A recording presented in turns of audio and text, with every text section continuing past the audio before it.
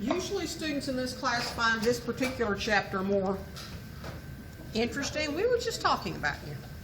Were your ears burning? Were your ears burning?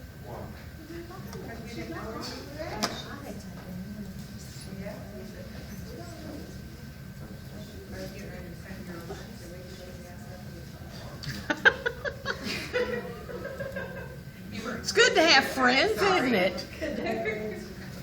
No, you sounded like me talking to my son. No, like I've taken him under my wing because I told him, you know, you need to step it up, buddy, step Yeah. it up. We've had him in 3 classes now, we love him. You take good care of him, huh? Yeah, we try. We need to do it now while he's doing his. Exactly, he doesn't want to be here when he's our age. Amen. Yeah. I hear you. But- No, he doesn't. But you'll remember that we told you this. Yeah, you will, when you're sitting here with him, right? Good, we got that.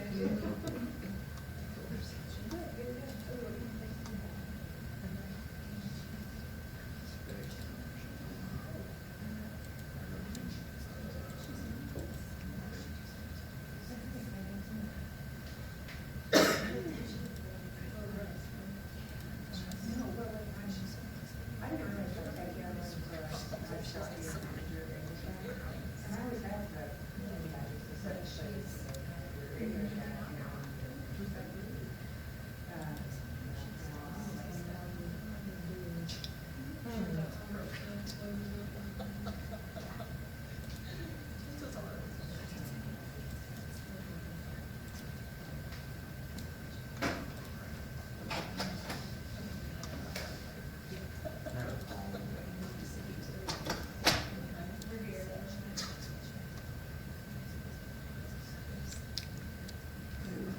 I don't want to use that one.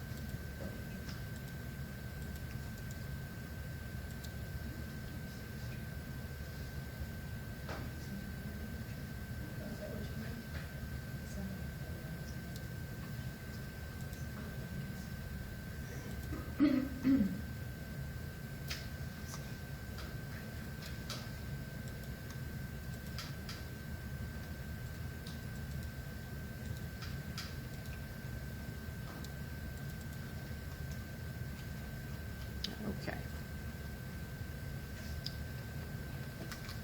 People usually like this chapter better because you're business majors and you understand that at some point you've got to do finance, at least a little bit. So, the bad news is we're gonna have to do this all in one fell swoop tonight because we need to be ready to take a test over finance next Friday night, so happy Halloween. That's what we managed to do to ourselves, but that's okay, we'll get through it. This is usually one of the better chapters and the quicker ones.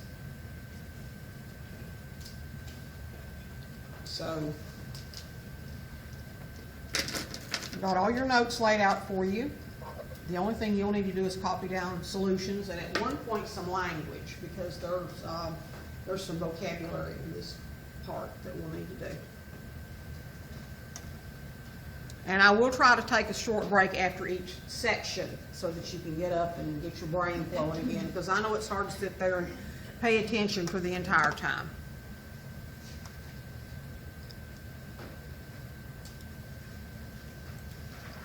So the first section we're going to talk about is simple and compound interest. Simple interest, the way that you find the amount of interest on something is just simply, oops, I bet that wasn't showing up. Maybe it will now. Is basically you take the amount of interest that you're going to get on something that you have right now and deposited or borrowed, either one, That's called the principal or the present value. And the annual interest rate is expressed as R. Now, we're also going to use another variable for interest rate later on in the chapter called I, which will be R divided by the number of compoundings a year. That's going to be for the periodic interest rate. But R is usually the annual or the stated interest rate. And T is always the time in years. So for simple interest, we got an example here. It says to buy furniture for a new apartment, Pamela Shipley borrowed $5,000 at 8% simple interest for 11 months. How much interest will she pay? And the answer to that is a straightforward arithmetic problem.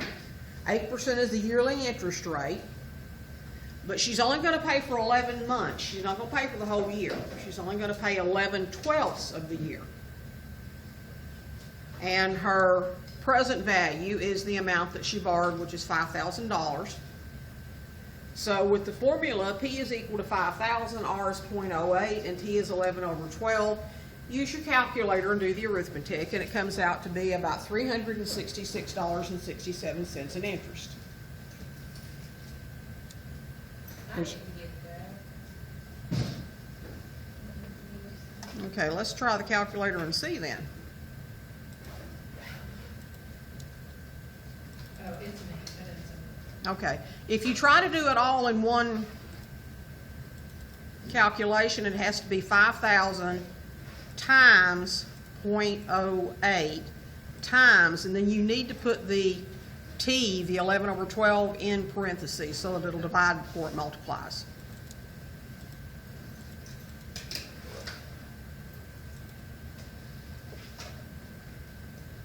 So that's the only thing we have to be careful of, is that we do enough parentheses to get order of operations, or else do every step one at a time.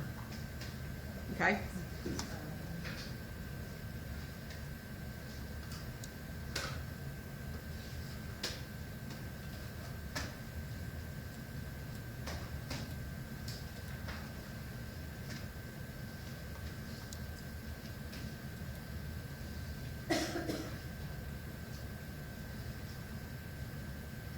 Now, example 2 is about something called maturity values. And if I can go back to example 1, the maturity value of her loan was the amount that she borrowed plus the amount of interest that they charged her on that loan. So in example 1, it would have been the initial $5,000 plus that $366.67 in interest. It doesn't have to be a loan, it can be a deposit into an account. A deposit of P dollars today at an interest rate of R for the T years produce interest of I equals PRT. So the interest added to the original principal P gives us the formula P plus PRT. And if you factor out the P, that's P times the quantity 1 plus RT, which is actually easier. If you have repeated interest periods, it's easier to use that formula than it is to keep adding P plus PRT plus another PRT based on that first. So the amount is called the future value. The maturity value is also called the future value of P dollars at an interest rate R for the time T in years. And the idea is basically, we always use A for the future value because in general we're going to be referring to A as the future value of an annuity. In most business applications we're going to be looking at annuities. And P is the present value of the dollars at a simple interest rate R for T years is given by that formula. So we'll do an example of that by finding the maturity value for each loan at a simple interest, and loan A is a loan of $2,500 to be repaid in 8 months with an interest rate of 4.3%.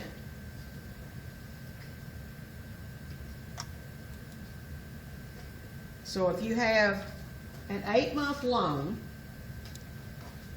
that's going to be 8/12 of the year because there's 12 months in the year, 2/3 of a year. The present value is $2,500. The interest rate has to be expressed as 0.043. Be sure you move your decimal correctly. So the formula is $2,500 times the sum of 1 plus 0.043 times 2/3, or you could have just simply used 8/12, would have been fine. And 0.043 times 2/3 is 0.028667. So that's 2,500 times 1.028667, and it gives us $2,571.67 for the future value of that loan. The maturity value at basically 8 months. We round it to the nearest cent, which is customary in financial problems, and of this maturity value, if you wanted to know how much interest was paid, you would just simply subtract off the present value and find that you had paid $71.67 interest on your original loan. Okay? There are no stupid questions, except I was not here last time. Did I miss anything? So ask what? Can you show how to plug that 2,500 where you've got the bracket 1 plus Mhm. point? How Sure. you plug that into the calculator? Sure. Because I tried working a problem and I did it like 6 times and I could never get it right. Well, I'm going to show you how to do it 2 different ways then, because sometimes I will mess up because I try to do it all at one time, and then I'll go back and do it step by step by step by the order of operations and figure out what I did wrong. So the first thing I'll do is I'll show you how you put it in all straightforward. It's 2,500. Open a set of parentheses. Enter 1 plus, and what you want is 2/3 times that 0.043. So what you probably, since it's going to multiply before it adds, you don't need parentheses there. So you can just put in the 0.043 and then multiply that times the fraction. And always put your fractions in parentheses. If it's a fraction, go ahead and put it in parentheses. And I'm not even going to do the 2/3. I'm just going to use 8/12, because that's just extra arithmetic. Now that closes the parentheses around the fraction. Now I need to close them again to close the parentheses for adding 1 plus that product. And then hit enter and you should have the right answer. If you're ever not sure and you want to double check, remember you always start with order of operations. You go inside the parentheses and multiply before you add. So that would be 0.043 times the fraction 8 divided by 12, and then add 1, and then multiply that times the 2,500. I must have been doing something wrong on the other one, because that's pretty simple. Now just be careful to watch your order of operations. I just think it's easier to start there with the fraction and then kind of work backwards, because you can just do it. Yeah. You don't have to worry about parentheses. Yeah, if you actually just start with the fraction, because you know that's what you've got to do first, you say 8 divided by 12, enter, times 0.043, enter, add the 1, enter, times the 2,500, enter. You don't have to worry about parentheses or anything. You can just do it one step at a time. Now, there is going to be something I'm going to show you on the calculator that you're going to find to be very handy and very convenient, called the TVM solver. It's a built-in financial formula. And I'll show you how to use the solver. Okay? When I come to that, before I actually show you how to use the solver on a problem in the book, I'm going to show you where the tutorial on the solver is. Because yeah, I did it in Integrity. I showed in Integrity, if anybody's watched it, where the tools for success is, and it shows you the TVM solver on the TI-84. So we'll look at that tonight too.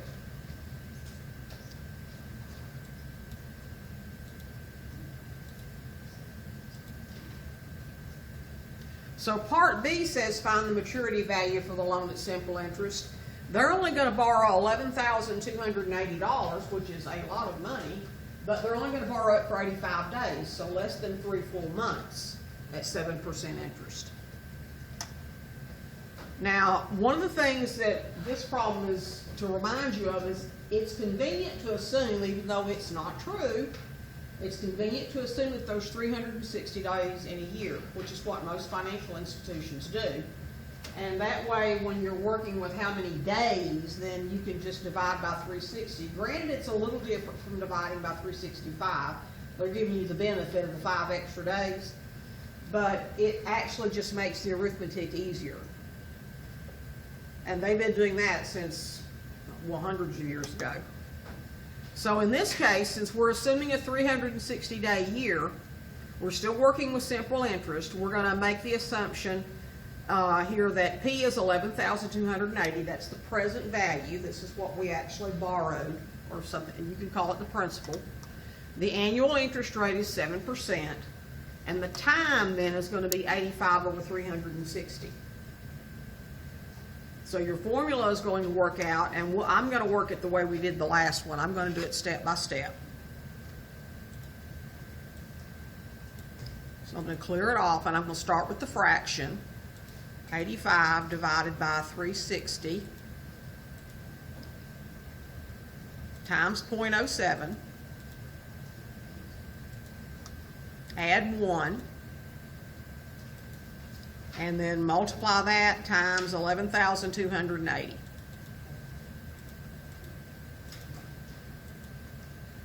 And it gives us the future value or maturity value of $11,466.43. Which means that we paid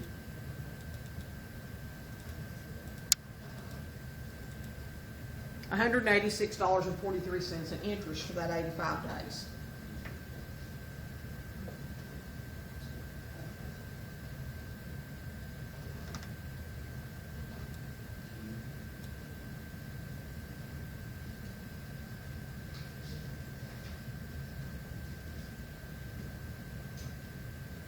Anybody have any questions?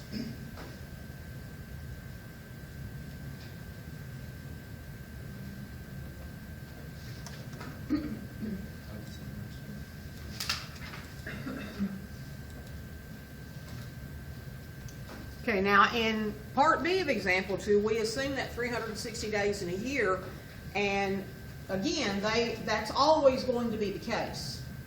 We're always going to assume a year is 360 days, even though we know it's either 365 or 366. In finance, we're going to be lazy and assume it's 360.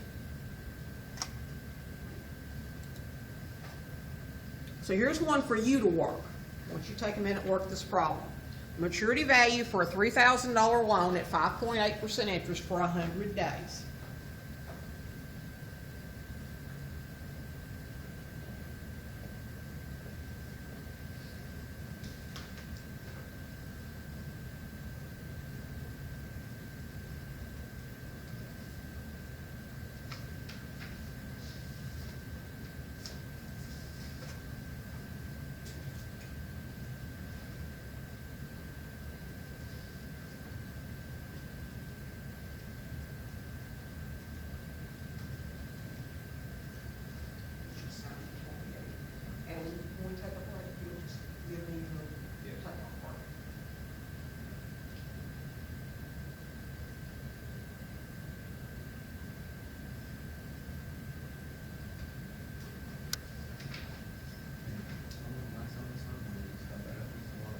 No, this is the first time I've passed one around.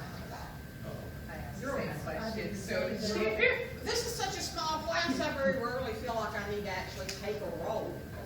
But periodically they'll say, you know, well, show me the sign-in sheet. I'll say, okay, I got like 3 of them for the whole semester's enough.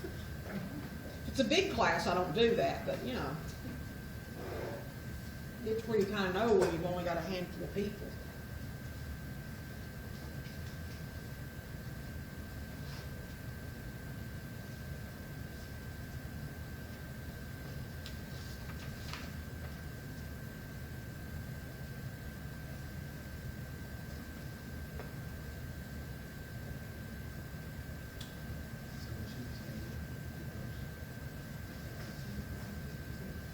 So who wants to volunteer an answer? 48 $1.30. That's probably the interest. How much is the actual lump, the interest? $3,048.33. Okay, is that what everybody got? Good job.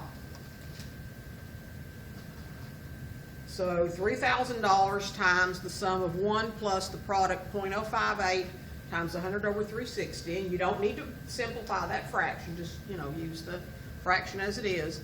And then multiply it out either step by step or all at once with a couple sets of parentheses and get $3,048.33.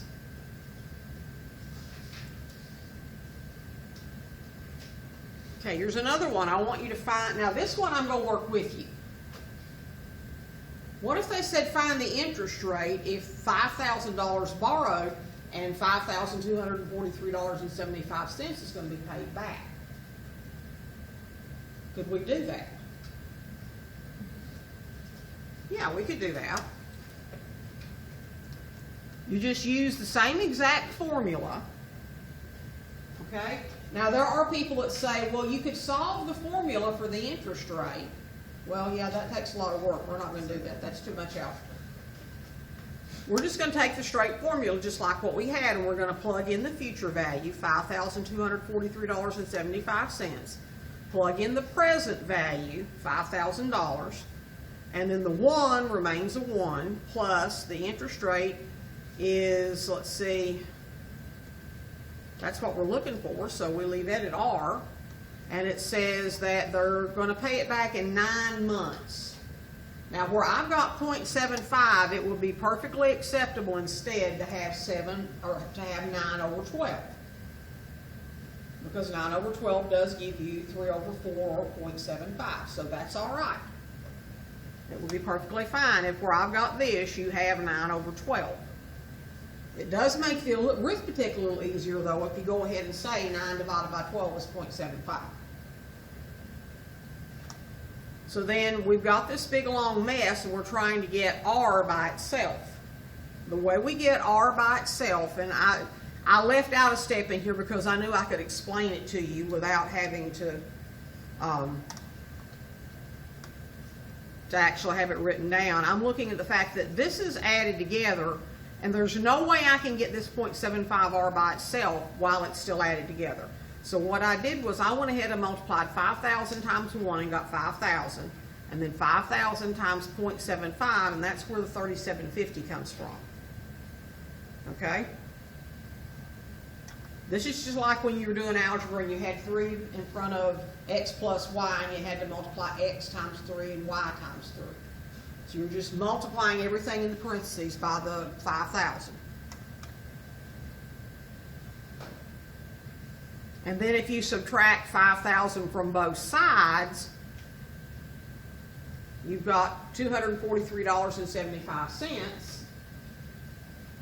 And you need to divide that $243.75 by 3750, and that gets you the interest rate, which is .065.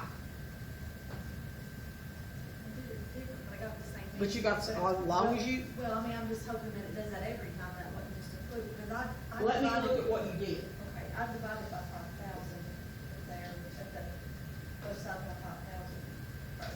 You could, that would work. That would work. That is an alternate way to do it. Okay. So for anybody that wants to do it that way, let me go ahead and show them how you did it.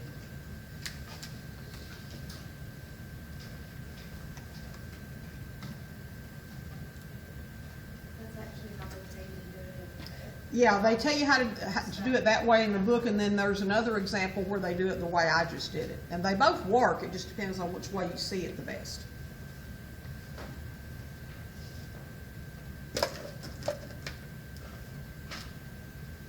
So here's your formula.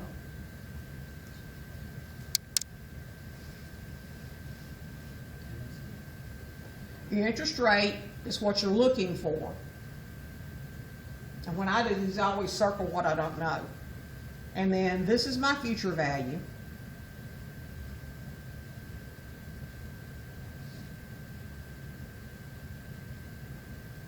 This is my present value. And then my time is 9 over 12.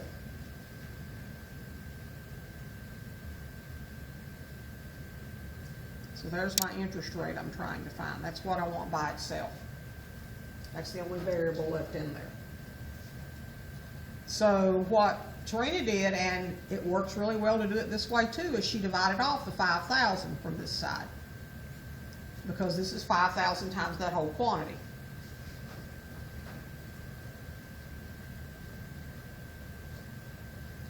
And that leaves you with 1 plus the interest rate that you're looking for times the 9/12. And I'm keeping the fraction because you can. You don't have to, but you can. And then 5243.75 divided by 5,000.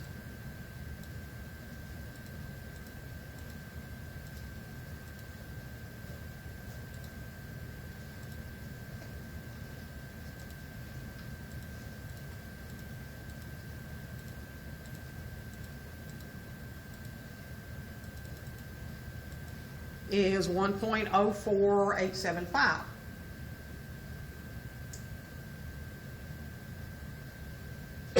And this is 1 plus that, so I can subtract 1 from both sides.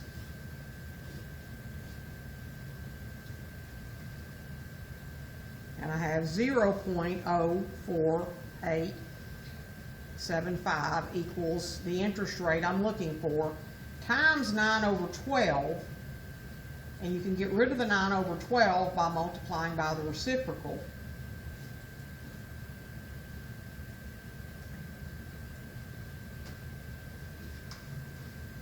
Which means I'm going to multiply 12 times that 0.04875.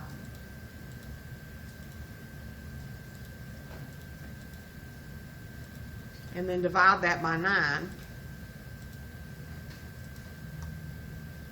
And that E-4 means I have to move the decimal.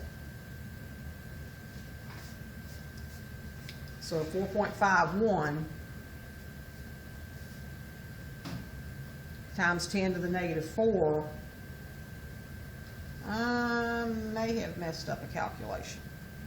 I had changed that 9/12 to. Let me go back and see if what I'm doing should have worked, but let me go back to the top and let me use the 0.75.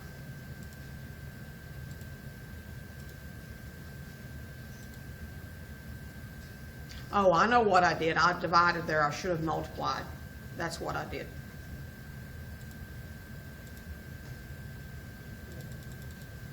So let me try that again. 5243.75 divided by 5,000 minus 1, and then times 12, not divided by 12, then divide by 9, and you get 0.065.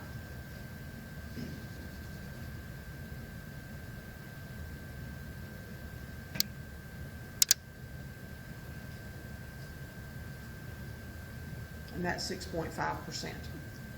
Okay? Sorry about that.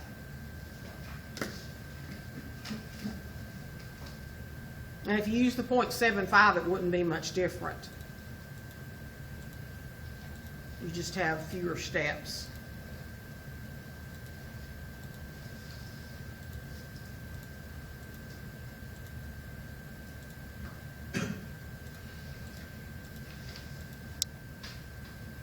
Okay? So either way works.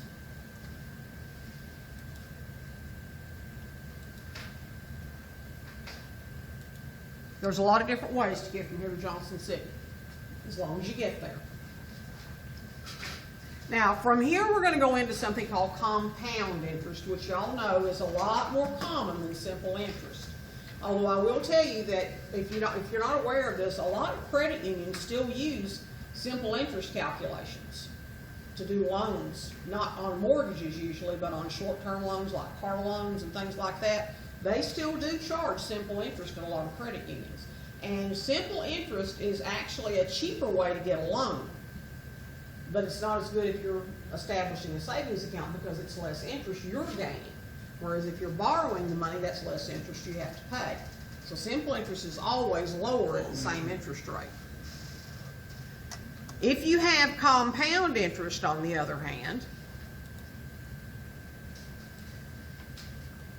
I'm going to increase the size of my, there. Just have to remember to save it now. Your compound interest rate looks a lot like simple interest with a couple of exceptions. The future value is still A, the present value is still P, and you still have the 1 plus I. But notice that this is not I as in just the interest rate. This is the interest rate where it's the annual interest rate divided by how many times you're going to compound. So if it's compounded monthly, then it's going to be your interest rate divided by 12. If it's compounded quarterly, it's going to be your interest rate divided by 4. If it's compounded semi-annually, you divide by 2. And then N is the total number of times you actually compound. So it's not going to be just a simple number. It's going to be the number of compoundings per year times the number of years. So for example, if you have a 30-year mortgage and you compound monthly, that's going to be 12 months in a year times 30 years is 360 compoundings. So that exponent out here can be pretty large, or it may be small, depending on what the compounding period is. Now there's an alternate way of writing that formula, and you may want to try this one, but it kind of divides things up a little bit. The other way to write the formula is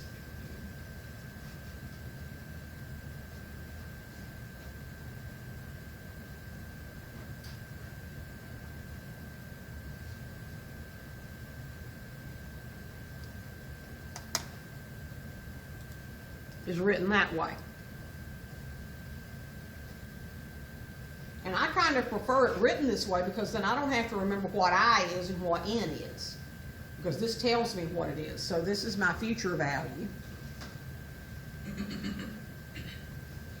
This is my present value. And this is my interest rate is R equals the annual rate .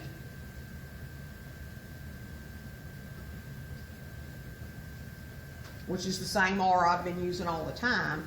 And N, all I have to remember there is it's the number of compoundings.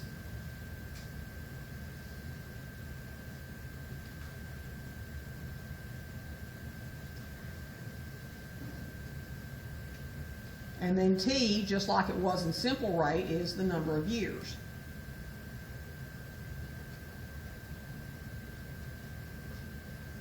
So you can use whichever version you want to. I'll actually put both of them on the next test. So you can use this version if you would prefer it.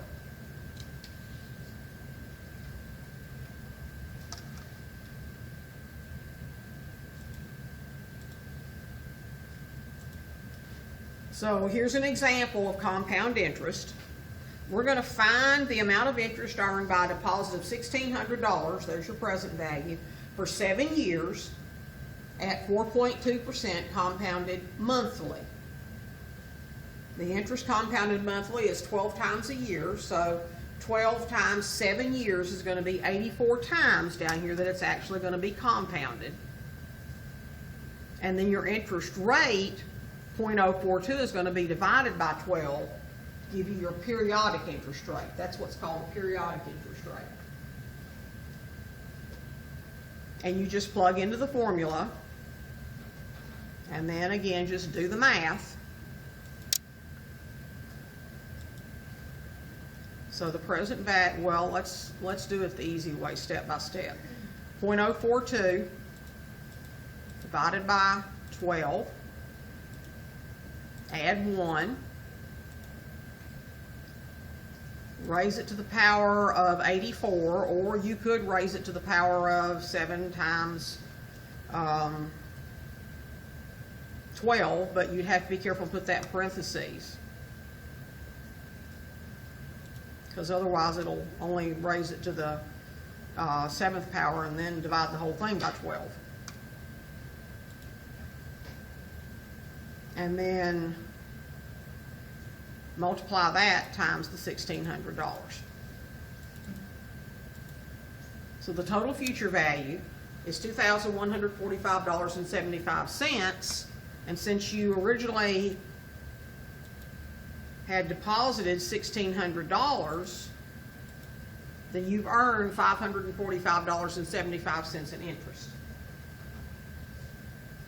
Okay? Or if maybe this was car payments, then you've paid $575 in interest.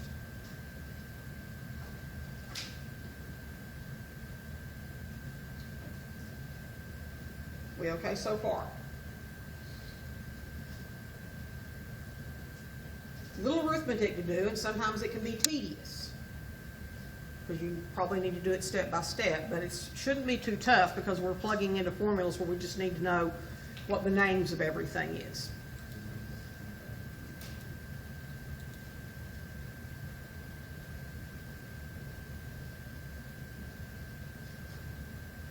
And if you miss a thing here or there, I'm recording the lecture so you'll be able to go and finish your notes in if you need to.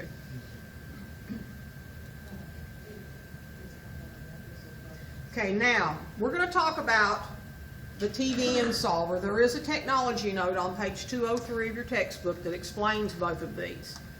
And what I'm going to do is I'm going to go actually to the website and show you.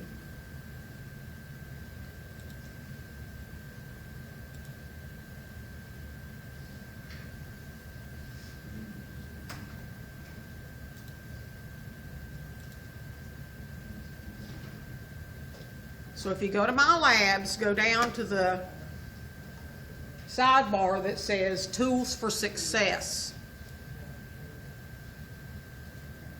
And what you want is the graphing calculator tutorial. The reference card's okay, it's nice, but the tutorial actually is better for learning. The reference card is better to have handy while you're doing things, once you've already practiced. But the tutorial teaches you how to do things. So it takes you to this page, and you have to click on the link because it doesn't take you directly to it for whatever reason. And what we want is the applications, all the way at the bottom. And click on the TVM solver. It's called the TVM solver because it's the time value of money solver. Capital N on this screen is the number of payments or compounding periods. So it's the number of years times how many times a year you compound. I is the annual interest rate as a percent, not as a decimal. Don't convert it. PV is the present value. PMT is a periodic payment amount, if that's what you're doing, is you're making payments. FV is the future value. And if 4 of these are known, the solver will find the one that's not known, as long as you know any 4 of those quantities. And then P over Y is the payment periods per year, and C over Y is the compoundings per year. And these two should actually both be the same every time of any problems that we do. So P/Y and C/Y should both be equal. And then they have an example here. It says, suppose you found a house for sale for $175,000. What would your monthly payments be if you financed it for 30 years at 7.5% interest? And in order to solve the problem, the good thing about this solver is that it actually makes you push the buttons as you go. So the first thing it says, select the TVM solver by pressing enter. So what we're going to do is we're going to hit that little green button right there.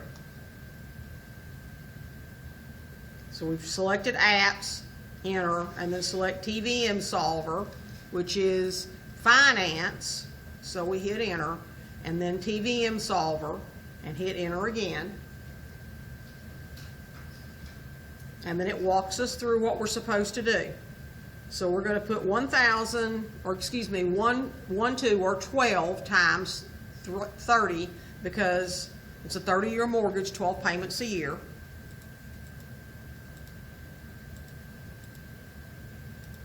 And and that gives you 360.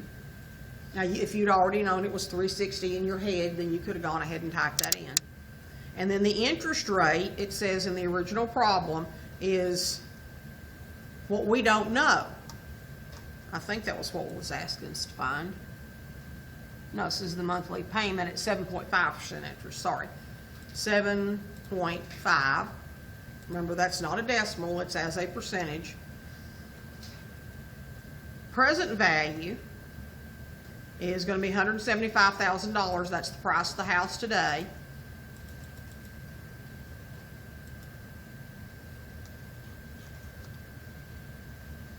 Since the payment's what we don't know, we're going to just enter a 0 in its place.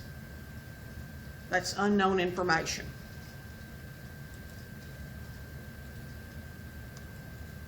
And at the future value, we don't know what that is either. So we enter 0. Anything you don't know what it is, you enter 0. Your payments per year is 12. And your compoundings per year is also 12. And then we're going to move the cursor to what we wanted to know. And what we wanted to know was what was the payment amount. So then you hit your alpha button and enter. And you see that the payment amount would be $1,223.63. So you put zeros in for any information you don't know, and then you put your cursor on the 0 for what you want to know. Okay?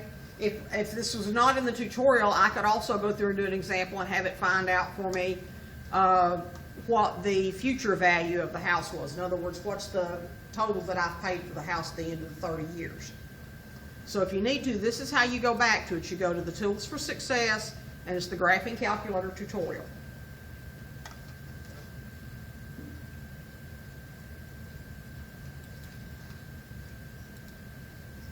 So for our problem,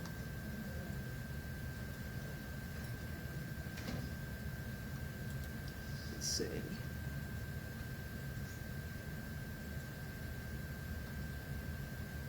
We could use that problem on here.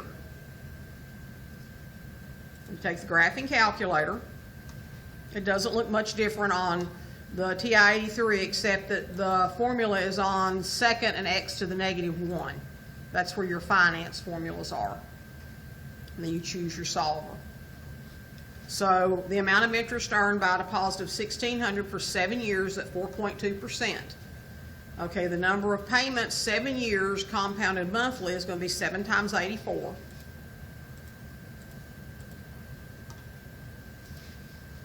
And the interest rate is 4.2%, 4.2. Present value is $1,600. We're not making any payments, and we're not asking about payments, so we don't really care about that. We're going to leave that at 0. What we want to know is the amount of interest, which means we need to know the future value. So we're going to leave that at 0 for the moment, but how many payments per year, how many interest payments per year are made? That's going to be 12. And how many compoundings per year? That's going to be 12. Whoa, 588 doesn't look right either. 7 times 12. You can't just enter what's it, okay. Yeah, you can.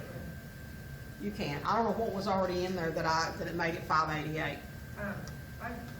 If you right click on the graph that she was showing us, you can print it off from the printer off really quick. What's that? Tell me what to enter into the calculator. Right click on the, Where it says before you begin on the TVM software, Uh-huh. right click on it and go down to print. It's printing what the steps are and what the. okay, yeah. I forgot to mention that, yes, you can do that. Instead Yep. of writing them all down. and getting Yeah, if you're on confused. the solver, you can right click and print it.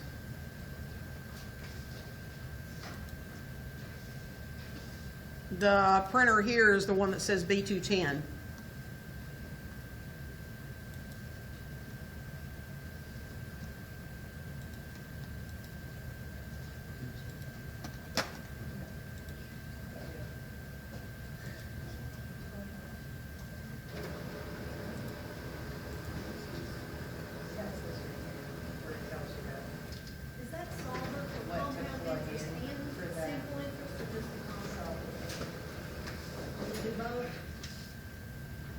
doesn't work for simple interest. It only works for compound interest. Actually, you may have to print twice because it only prints what's showing up on the That's current what I need screen, to and it do. probably needs to be two, Plug it in. okay? Since there's more than one page of steps, you'll probably have to print that part and then the bottom part too.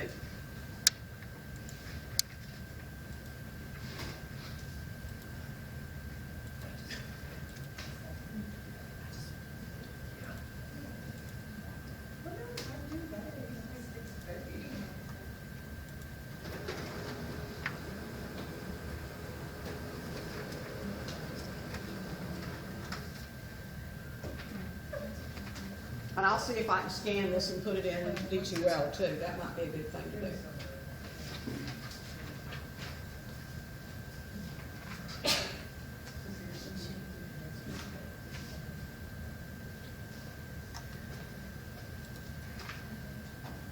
So once we've got this, since what we want to know is the amount of interest, that means we need to find the future value. So we put the cursor on future value. And it's the alpha. That's the hard thing to remember for me, is it's not second, it's the alpha button. And then enter. So there's your $2,145.75, and then from that you would subtract your original $1,600 to get the amount of interest. Okay? Now notice, let me put my cursor off of it. Notice that it enters the future value and it will enter your payment values with a negative sign in front of it. Yeah. so why did we do that? It's got something to do with the way that it's programmed to actually do the arithmetic. But it always gives you the negative answer. Oh, okay. This is not. Yeah, it actually is consistent. Yeah, it's actually consistent with accounting where this is a future value, it's not paid yet. You know what the present value is, so it's not been paid yet. And the same thing with the payments, you haven't paid the payments, all of them yet. So they'll be negative. Okay? And that solver is very, very handy. And this example is the one that they worked in the textbook. I kind of like doing it by hand versus the calculator. I know it sounds stupid because I'm not going like calculator, but like that's easier than remembering all that crap. That's fine. That paper and trying to figure out what it is. Hmm. I can't get the rate thing, or are you gonna do the next one? Let's see. Let me see if I can find a problem where we found the one where we did the rate. The next one in there, your turn number four. Because you couldn't put the full value tonight. I didn't figure that. You're exactly right. It took me something to. Daggone it. Yeah, you have to enter value as negatives. If it's asked for, if you're trying to find the rates or some of the other information, you'll have to enter some of your values as negatives. And it explains that in the technology note. That's why I put the technology note, the page number in there, because it explains that in the technology note. So yeah, it will find your interest rate.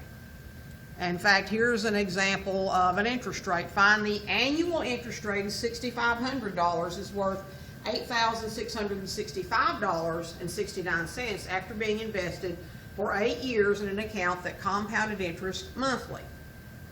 Okay, here again, we're just using the straightforward compound interest formula. M is 12 for compounding monthly, T is 8 years, so that means the number of compounding periods is 96. Present value is 6,500. Future value is 8665.69. So you have 6,500 times 1 plus the interest rate, which is what you're looking for, divided by 12. Oops. Raised to the 96th power. And we know that it's going to come out to be $8,665.69. So algebraically, whatever process you do that works for you the best. You could again just divide both sides by 6,500 rather than doing it the way that, well actually that's the way it showed to do it this time, was to divide both sides by 6,500. And then you have 1 plus the rate over 12 is equal to 1.003, so subtract 1 from here, and then multiply both sides from 12, and the annual interest rate is 3.6%. Now on the solver, and y'all help me out on this because I haven't practiced this particular one. 12 compoundings for 8 years. And that's going to be the 96. The interest rate, we don't know. So you put in 0. Present value is $6,500, and I think you enter that as, it's positive because it is the present value. We're not making any payments, so we're not going to worry about that. The future value, that we enter in as negative.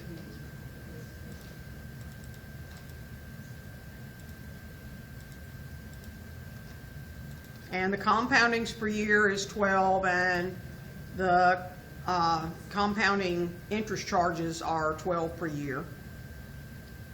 So we go back and put the cursor on the interest rate, hit enter, whoops, wrong one, and hit alpha, enter, and there's your interest rate.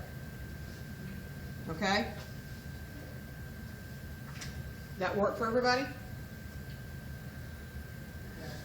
Just remember, present value is positive, but future value is negative because it hasn't been paid yet.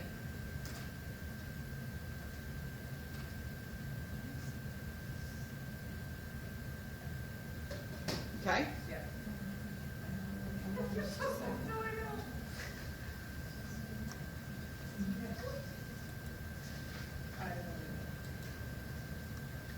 Okay, now the calculator will not do effective rate. Yes, ma'am. Do I need to go back? I think you need to come and look at what I'm doing. Okay. If you can. If I get this syntax error. How do I get back to just where I was?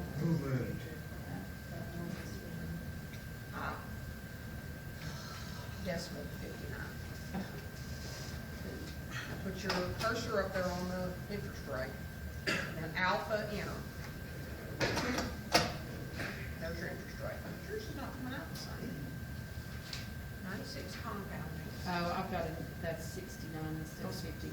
Okay, okay. Okay. Kind of amazing how much difference that would make, isn't it? Well, it's not really that different. It would still be 3.6. So then I'll have to go back and Go back up. You have to go back up to it and enter a 0 in its place, and then do alpha. Yeah. There you go. Okay? Okay, thank you.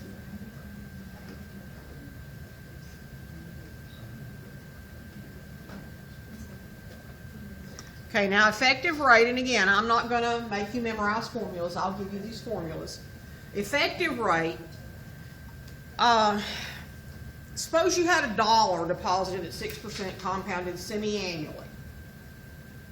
In this case, the interest rate is actually 0.06 divided by 2 per period. So they're only going to give you 3% every time they compound. And it's going to be 2 periods because if it's for a year, then it's only going to compound twice. At the end of a year, the compound amount is going to be 1.06090. And that shows that your dollar will increase to 1.06090, which is an actual increase of 6.09%. Okay? Even though the stated interest rate was 6%. It's almost a tenth of a percentage point higher. Effective rate generally is higher than what your stated or your nominal rate is. The nominal rate is always going to be a stated annual interest rate, but depending on the number of compoundings, your effective rate may be different from the stated annual interest rate. Now, if it's on a savings account, the effective rate is going to be a higher rate, which means you're going to draw more interest, and that's a good thing. But you don't think about that in terms of a loan rate, and yet the same thing applies. The effective rate on a loan is going to be higher than the stated annual interest rate, or every time that the interest is compounded. So you're actually paying more if it's effective rate on a loan. Your effective rate is going to be higher than what they told you. That 2.9% car interest annual interest rate may not be 2.9%. It may be more like 3.2, depending on how many times it's compounded. So just be aware that effective rates are higher. And this is how you find the effective rate. Now, it shouldn't be like 3% higher, unless you've got an annual interest rate of 24%, and then, you know, you got to wonder where you're borrowing your money. So we'll do an example of that. Find the effective rate for an account that pays 2.7% compounded monthly. The effective rate is given by 1 plus the periodic interest rate raised to M, the number of times it's going to be compounded, minus 1. And since that's a 2.7% stated annual interest rate, there's your 0.027. It's compounded monthly, so 12 months and 12 times. So your effective rate is going to be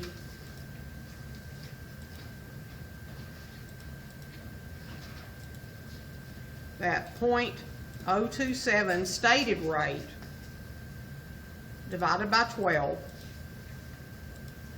add 1, raise that to the 12th power, and then subtract off the 1. So your effective rate here is actually 2.733%. Not a lot higher, but still a little bit higher.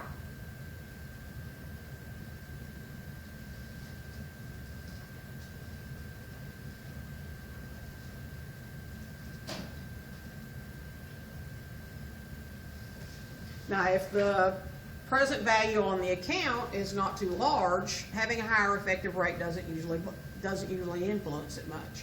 You don't really notice the difference in the interest. It's not going to be that much. But if your effective rate is based off of, let's say, a 27% interest rate,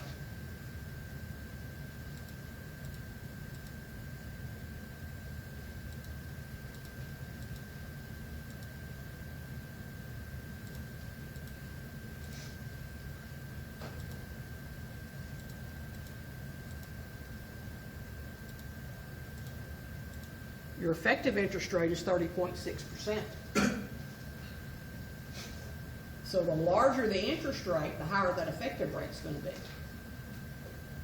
That's where these check cashing services suck people in, because they tell them, well, you know, you're only paying so-and-so percent. Well, yeah, but that's not really what I'm paying.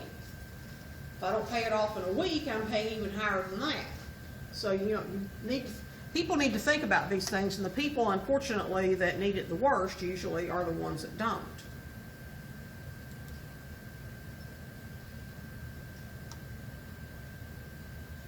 Okay, our last topic for this chapter, well, second to last topic, is the present value.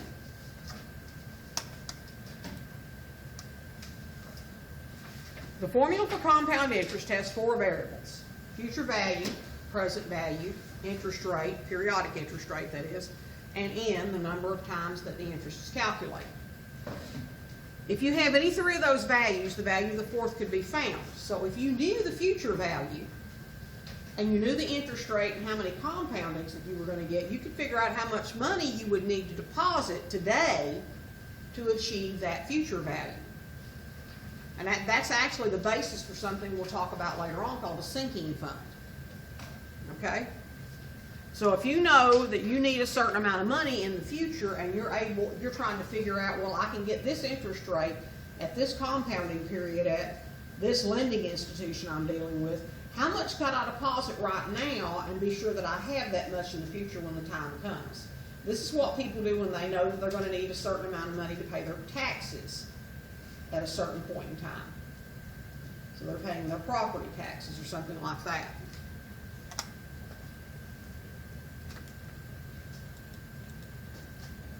So here's our first example. Find the present value of $10,000, because I'm gonna need $10,000 in 7 years for whatever reason, if the money can be deposited at 4.25% compounded quarterly, we can only wish, because we're not likely to find that.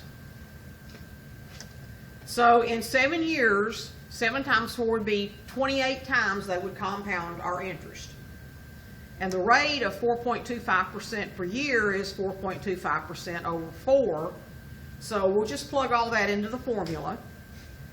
And basically, this is the future value formula divided with everything shuffled around to be solved for the present value. You just divide both sides of the future value formula by 1 plus the interest rate raised to the nth power. So our future value is $10,000. 1 plus our periodic interest rate is 0.0425 divided by 4, which is that. And in 7 years, 4 times a year, we'll have compounded 28 times. So to do the arithmetic, and again, you could do this one on the solver. It would work just fine. First, you start with the quarterly interest rate.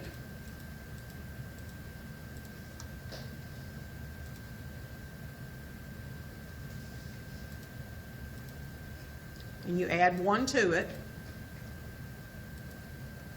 and you raise it to the 28th power,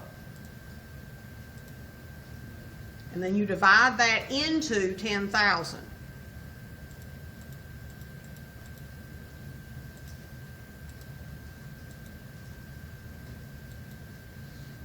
And you have your future value. Oh, I'm sorry, your present value. So if you need $10,000 in 7 years and you happen to have $7,500 laying around right now, not that you don't need, then you could invest it in that account and have your $10,000 in 7 years and not have to worry about saving any monthly payments. Now, it also works if you want to make monthly payments into an account knowing how much you want to have at the end of the year. And that's actually what a sinking fund is making periodic payments. You don't usually make a lump sum for a sinking fund.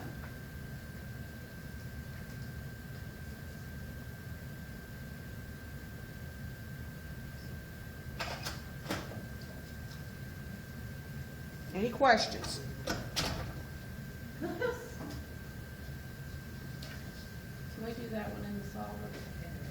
I'm pretty sure we can, yeah. Let's see. So we're going to go solver, and the number compounding is 7 times 4. And the interest rate is 4.25%.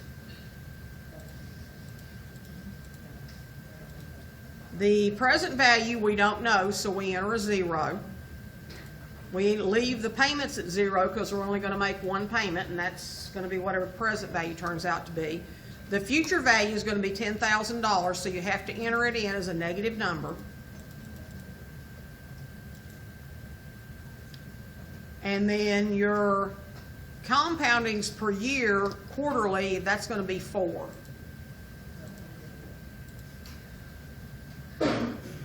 And then go back, put your cursor on your present value,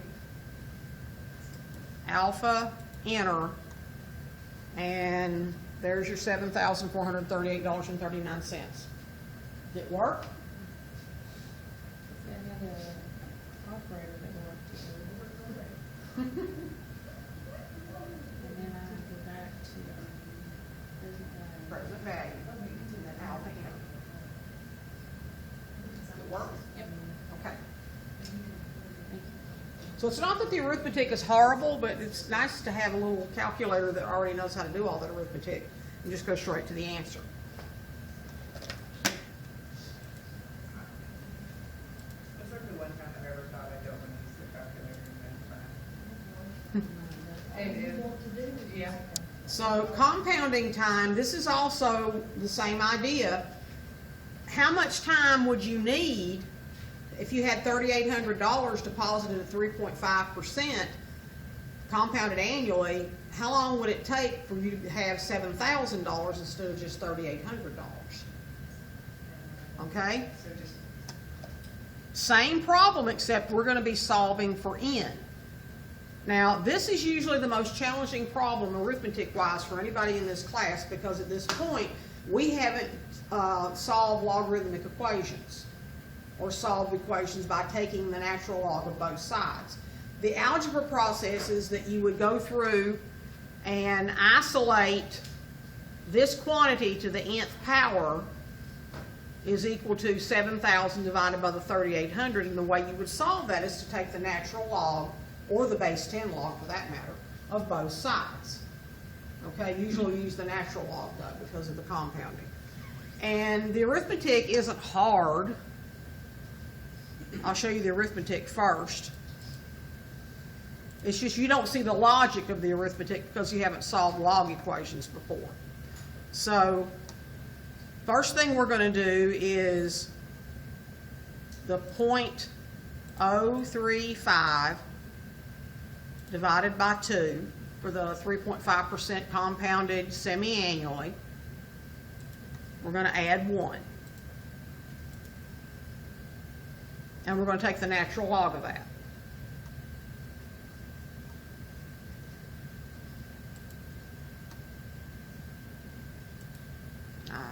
Sorry, my bad.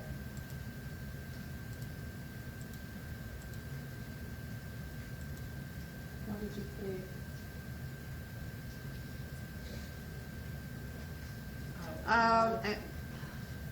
Yeah, and I forgot that I'm supposed to be raising that to the nth power, so I didn't need to do that part, sorry. The natural log of 7,000 divided by 3,800. 7,000.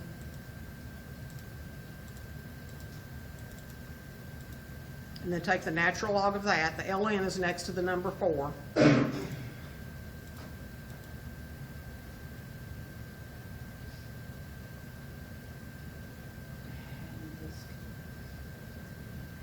And that tells you that it's, you get to the next slide.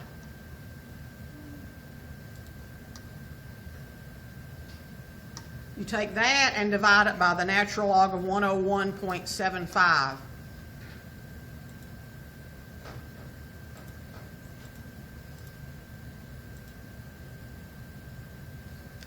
Got my 0.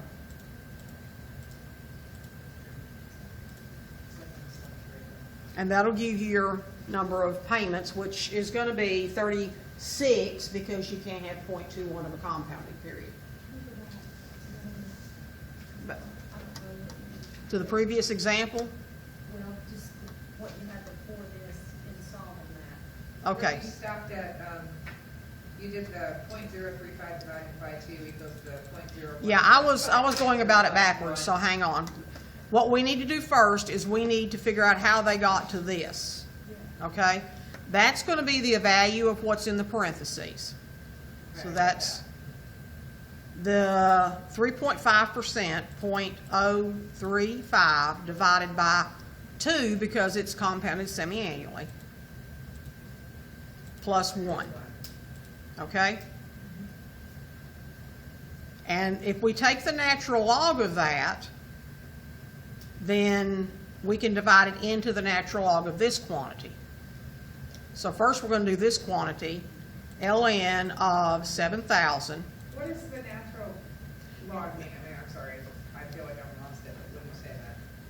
I mean, All I can tell you at this point, I wish I had a better answer for you. I don't like that they threw that in here, making the assumption that you knew that taking the natural log of both sides was the way to do it, because you wouldn't. So I'm going to show you how to do it, and then I'm going to show you how to do it on solver, because the solver works better.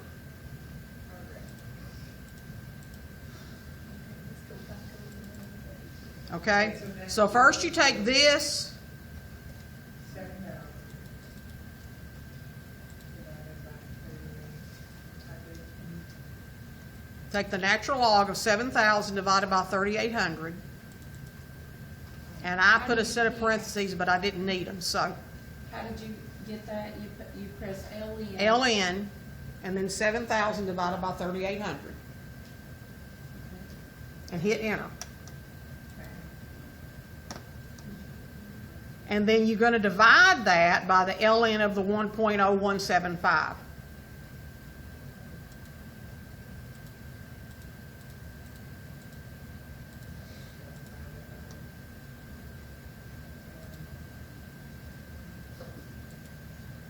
And that gives you 35.21 compoundings, which of course you can't have 0.21 of a compounding. So it's going to be 36 compoundings. So in other words, it would take 18 years since you compound twice a year. Okay?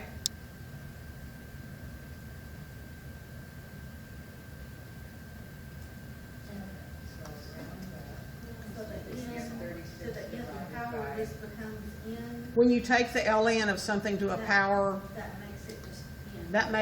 that finds n. You take the natural log of the base of the power, then that just finds the power. Okay, That's so why that was down. Yeah. natural law is Ellen. Okay? Now, the easier way to do this one, really seriously, go to your solver, and this time, how many compoundings we want is what we don't know. Okay? So we're going to enter 0. The interest rate per period is 3.25. Or 3.5, I'm sorry, 3.5, not 2.5. Present value is $3,800. It's positive. We're making no payments. The future value is $7,000. Make it negative because it hasn't been paid yet. And the compoundings per year is 2. Okay? And then go put your cursor back on the end because we need to know how many compoundings there are. And then alpha, enter to solve it. And it says 35.21. Then you have to realize that you're going to have to round that up to the next one. Okay? So it's 36 compoundings, which means if it's 36 semi-annual compoundings, that's going to be 18 years worth of time that $3,800 is going to have to sit there and earn interest. Okay? So don't worry so much about this stuff because you can do it right there. It's much easier. But worry about the fact that just because you know there's 36 different compoundings, you still have to turn that back into a time frame. Okay?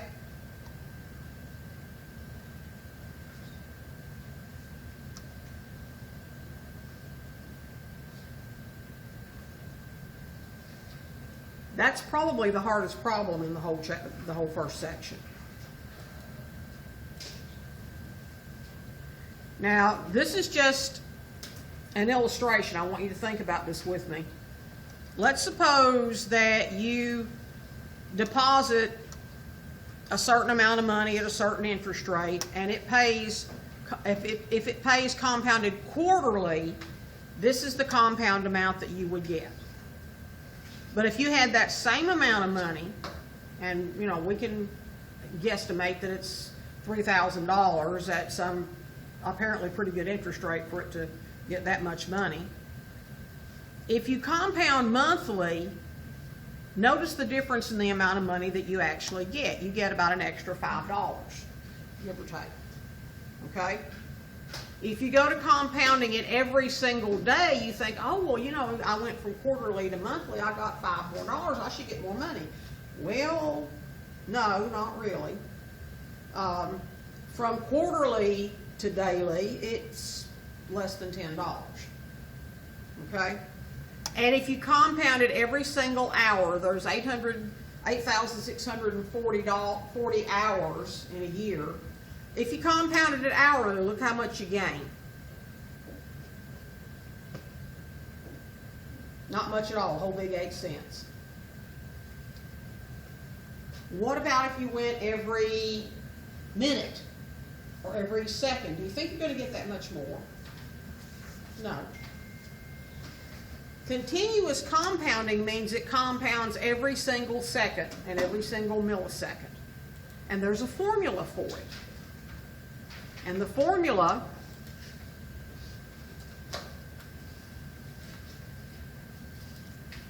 is A equals P times the number E, and E is a number, it is not a variable.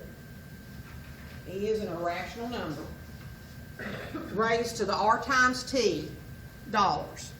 A is your future value, P is your present value, R is your interest rate, and T is the number of years.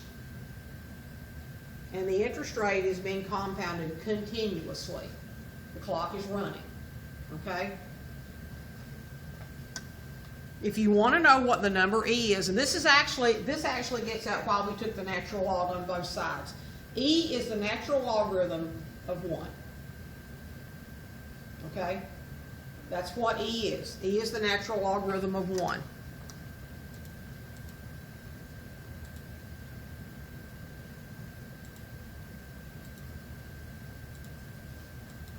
Oh, I'm sorry. E is not the natural logarithm of 1 is 0. Darn. E is the inverse of the natural log.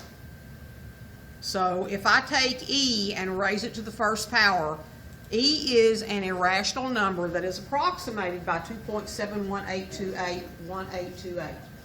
Okay, it's like pi. Pi is a number. I know pi is something to eat too, and we'd rather think about that than numbers. But pi is an irrational number, and its definition isn't a number. Its definition is the ratio of the circumference of a circle to the circle's diameter. Okay? And it's different for every single circle. E is a number that, for whatever reason, it shows up a lot in biology, in finance, in all kinds of other sciences. It's one of those numbers that, for whatever reason, it becomes very useful. There's a lot of numbers like that. This is the only one that we're going to use in the business application. So remember, E is actually on your calculator. Okay? So if we need to do a problem, E is on the second ln function on your calculator. And that's because ln and E are inverses of each other. So if we're going to do a problem, we're going to walk through this one. And this one the solver doesn't handle. Okay? This one the solver doesn't handle. You've got to do these. Because of it being continuous compounding, you don't have a way to put in how many compoundings. Okay, so the solver won't help. It says, find the interest on $5,000 deposited at 3.8%, compounded continuously for 9 years. Okay, the formula is the future value, which is what we're going to need to know to find the amount of interest, is equal to the present value, which is $5,000, times E raised to the 0.038 times 9 power. So what we would do, and we can enter that all in one fell swoop, 5,000 times second ln gets us the E. The power is 0.038 times 9.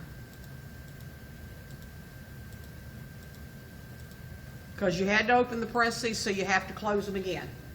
So you can do the multiplication right inside the parentheses, and that's it. So it's $7,038.80 future value minus the present value gives you the amount of interest.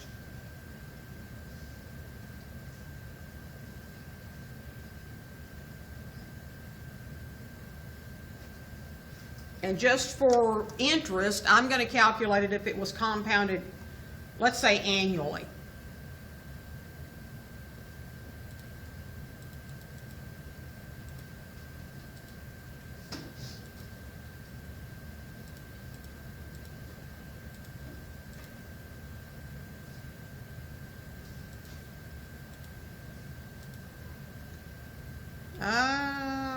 What did I do wrong?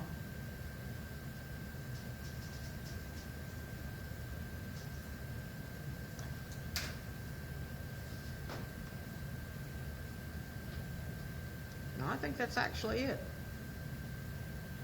Oh, comparing the wrong thing. So,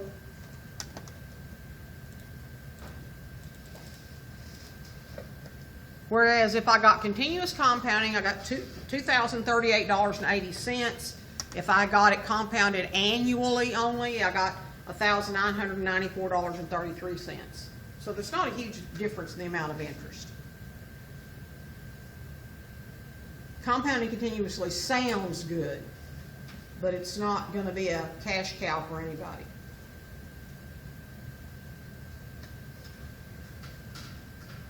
And you said you will give us these formulas. Yeah, we'll give you the formulas, just exactly like what you see here. You'll have them on a sheet.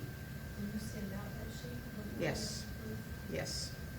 But I mean, what I'm going to do is I'm going to pull these right off these and just put them all in one sheet so that it doesn't look different to you. It looks exactly like what you've seen from the beginning. Okay? Is it gonna be in the homework blanket? With these Should be. formulas? Yeah, should be. So actually, this is the formula sheet that I'm the most likely to give you because that's basically all of them right there. The only one that's not on there is simple interest, which is, that's the one you've had since 4th grade, principal times rate times time. Okay? So there's all your interest formulas, and that's the summary of the whole first section. Now we need to take a break. It's 7:30, and it's going to take us a little bit to get through the rest of the chapter. So take a quick break, about 10 minutes. Is about future value of an annuity.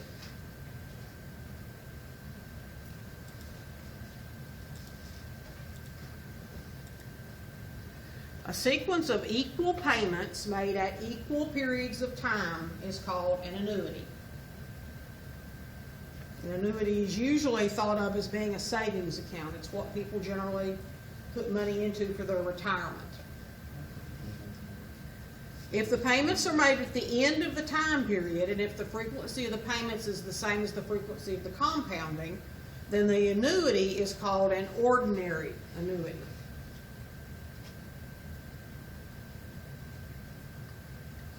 The time between the payments is called the payment period, and the time from the beginning of the first payment period to the end of the last payment period is called the term of the annuity. The future value of the annuity is the final sum on deposit and is defined as the sum of, apparently some of us can't spell, sum of the compound amounts of all the payments compounded to the end of the term. So it's all the payments plus all the interest on all the payments added together gives you the future value.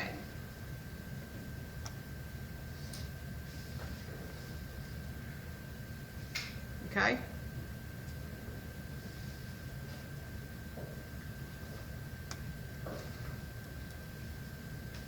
Here's an example of an ordinary annuity. Suppose $1,500 is deposited at the end of each year for the next 6 years into an account paying 8% compounded annually. How much will be in the account at the end of that period?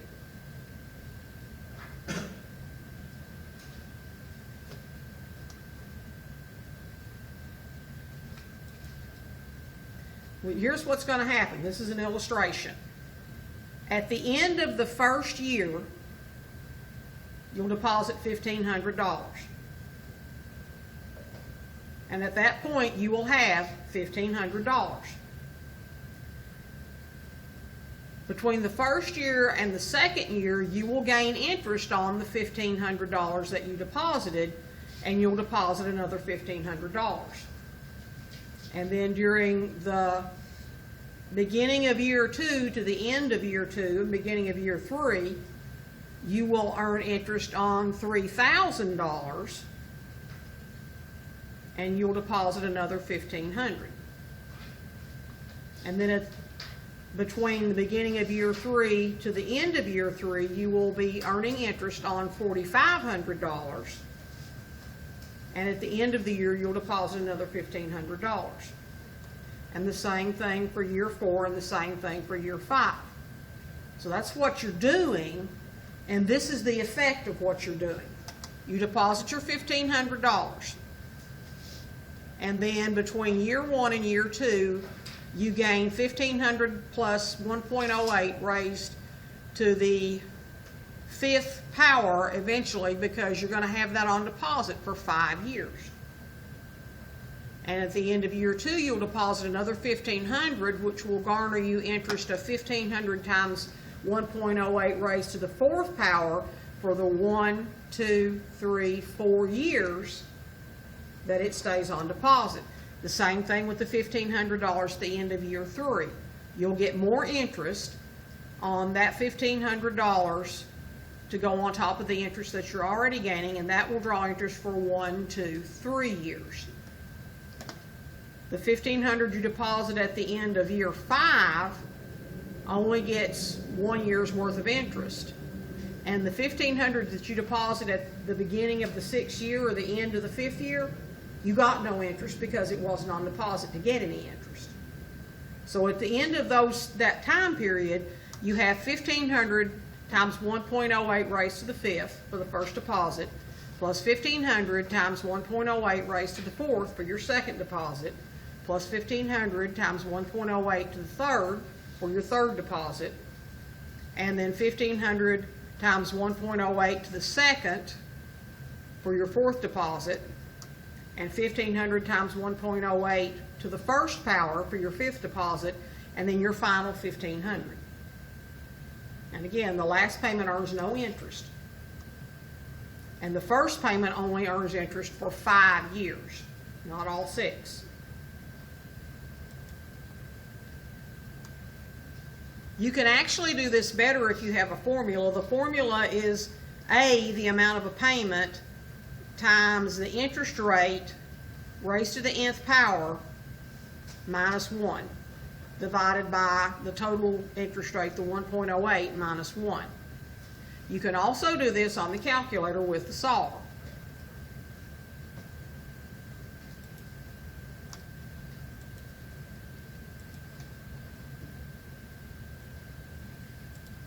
So you go to your solver,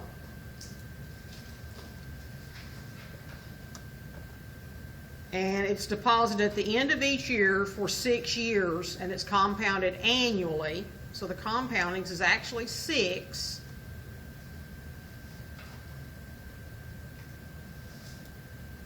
The interest rate is 8%. Your present value you don't have, because that changes. So you're going to be making payments, $1,500.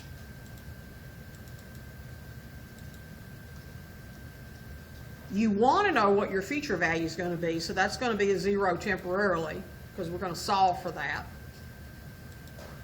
And your payments come at the frequency of once per year, and your interest gets compounded once per year, and you're making your payments at the end of each period. So if you go back to try to find out what your future value is,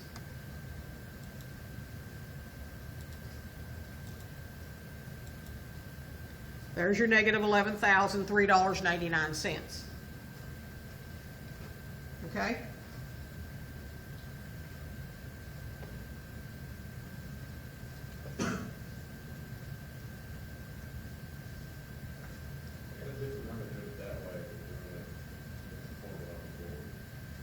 Let me try the formula on the board again, because I copied that one straight out of the book and I didn't actually test it out. So let's check that. So it's $1,500 payment times 1.08 for the 1 plus 8% interest, raised to the 6th power, minus 1 for the I must have done something wrong the first time. okay, you just have to watch your parentheses, because I've done that too. Usually when I try to put too many in rather than not enough. So when you do that and then divide, and I can say 1.08 minus 1 myself, so that's oops.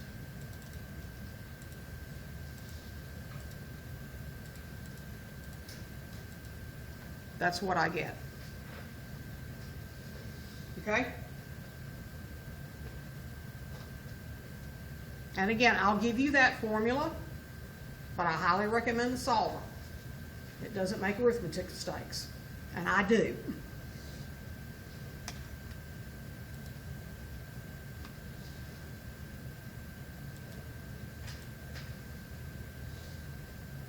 So basically what happens with an ordinary annuity is you put your first payment in, and it draws interest for 1 minus the number of years that you leave it in there.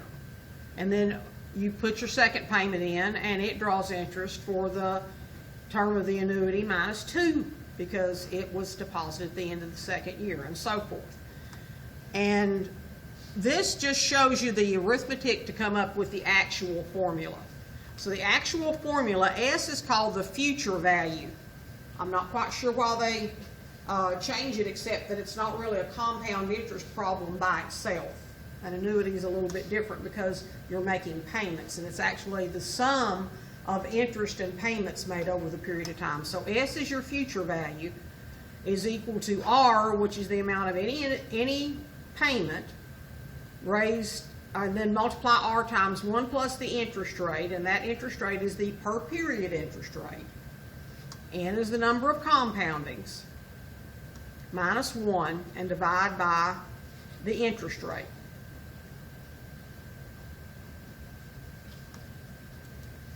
So this is the formula that I'm going to give you, okay? Now, don't worry about this one. That is a shorthand way for people that are writing it and have the formula programmed into something. That doesn't really tell you by the language there what that really is. So this is the formula you want to focus on right here. This is the one that I'll give you on the test. And remember, the interest rate is I, interest per period. N is the number of periods.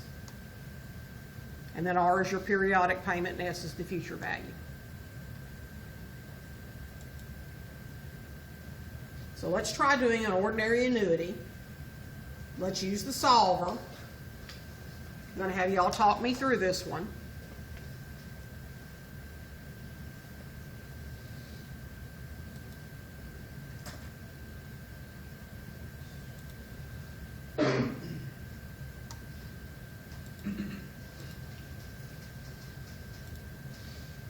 Because the arithmetic's over here, we know what the answer is supposed to be, but let's try to use the solver.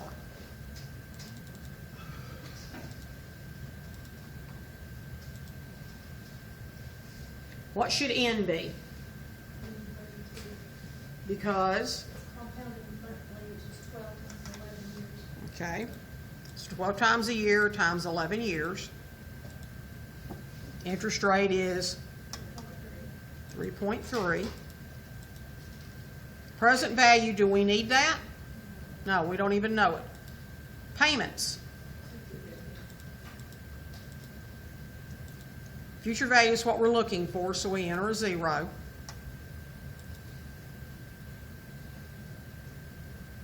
Payments per year.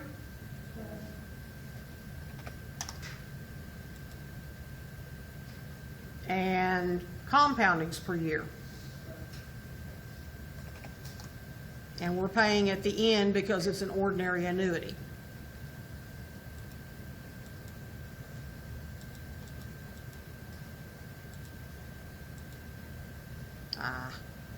That's what you get when you do the second button.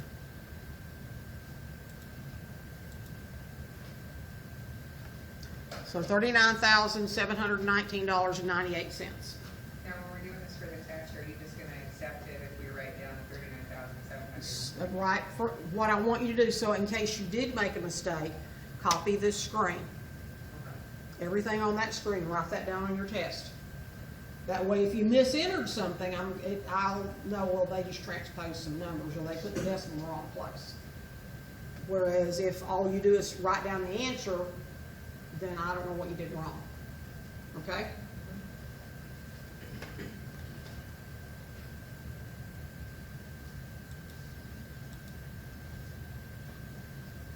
So here's another one for an ordinary annuity.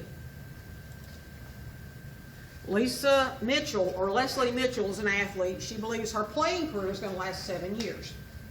So to prepare for her future, she deposits $24,000 at the end of each year for 7 years in an account that pays 6% compounded annually. How much will she have on deposit after 7 years? So using the solver, N is, let's see, 7 years compounded annually, that'll be 7. Her interest rate is 6%. We don't know the present value. Her payments are $24,000.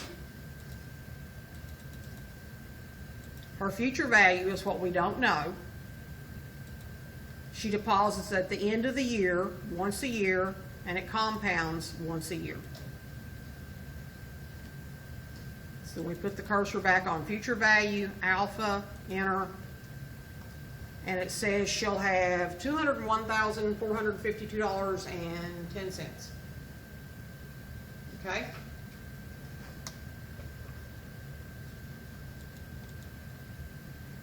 Which is exactly the same thing that we get if we go through the formula and do the arithmetic.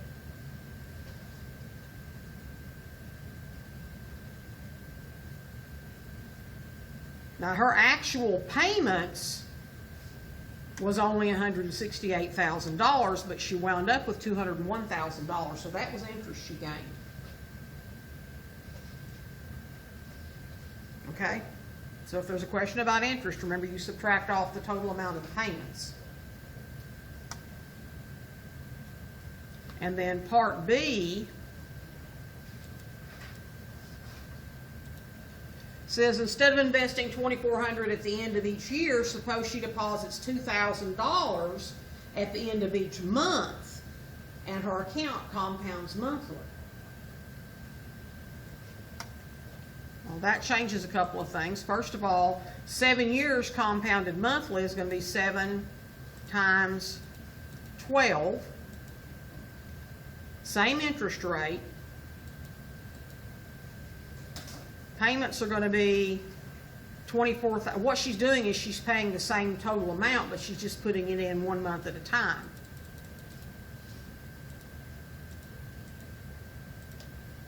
Okay? Still don't know the future value. That's what we're looking for. And now she's going to put the payments in monthly, and it compounds monthly.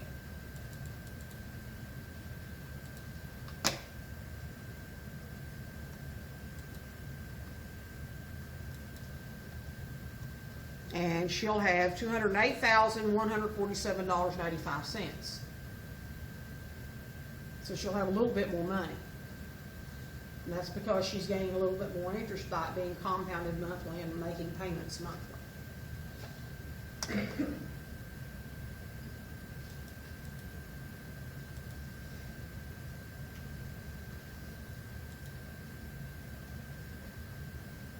Okay? And then the next slide just reminds you that you can use the calculator to find the answers. So here's your turn. Find the accumulated amount after 11 years if you deposit $250 every month in an account that pays 3.3% interest compounded monthly. And that one actually is pretty much achievable right now as long as you're not depositing your money into a savings account. If you're depositing it into some type of an annuity with a financial company, you might get a better interest rate right now. So that's a potential possibility. You could be saving for your retirement this way.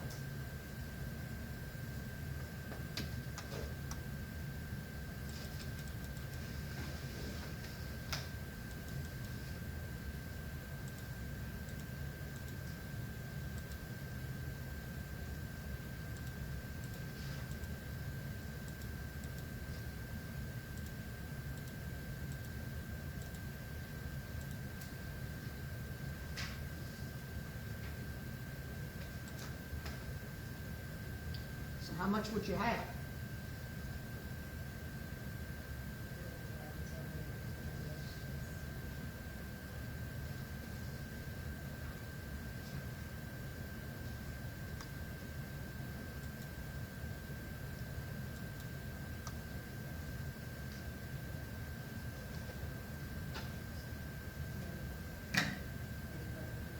You have $39,000.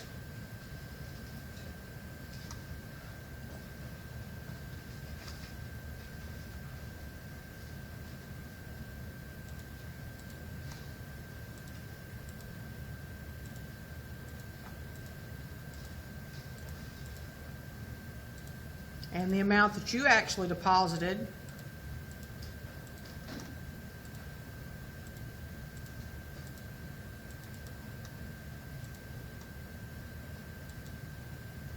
taken away from that means you gained $6,718.98 in interest.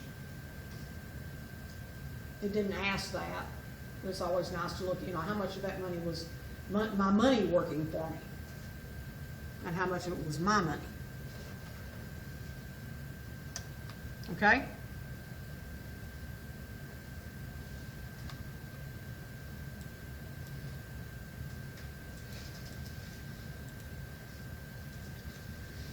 The next thing we want to talk about is something called a sinking fund. I mentioned those earlier. A sinking fund, a lot of times, as an example of the first one that I ever actually worked with, our church wanted to hire a new pastor, but we had to budget it in. We couldn't just hire somebody in without adjusting the budget. We figured out right quick we couldn't go ahead and hire one next year because we didn't have that much extra money. So what we did was we determined what it was going to cost to fund that new pastor's salary and benefits and everything for the first 3 years so that it wouldn't impact our budget with these big, huge payments. And we figured that it would be 5 years before we could hire this person. We wanted enough money to pay them for 3 years. So we figured out how much money that would take. And I don't remember now exactly how much we figured we needed to have at the end of that 5 years, but we established a sinking fund. And we deposited money every month. We budgeted that month to go into an account, and we got interest on the money so that we would have enough money to actually hire the pastor at the end of 5 years and then not have to pay that pastor's salary for the first 2 years, and then only have to pay half the salary for the next 2 years so that we kind of phase in the salary. So this is a very realistic kind of problem, and companies do the same thing. If they're going to need to buy some equipment at some point in the future, they know they're going to have to replace something, and they don't want that big hit on their budget on one single year, they'll probably try to set aside money for it. So a fund set up to receive periodic payments like we just did is called a sinking fund. The periodic payments, together with the interest earned by the payments, are designed to produce a given sum at some time in the future. For example, a sinking fund might be set up to receive money that's needed to pay off the principal on a loan at some future time. And if the payments are all the same amount and they're made at the end of a regular time period, they form an ordinary annuity. Now, another use of sinking funds was when they used to do something called balloon mortgages. Does anybody know what a balloon mortgage is? Yeah, you have these nice, relatively small payments throughout the life of the mortgage, but then your last payment doesn't pay off your mortgage. Your last payment is this big, huge amount that you still have left. So you might want to set up a sinking fund to pay off that balloon payment on your mortgage while you're paying off the mortgage at the same time. The only reason that you would do that is because if you can get a lower interest rate on your mortgage during the time that you have your mortgage, and you can get a decent return on the money that you're saving through the annuity, you might actually come out better than having a higher interest rate on a 30-year mortgage.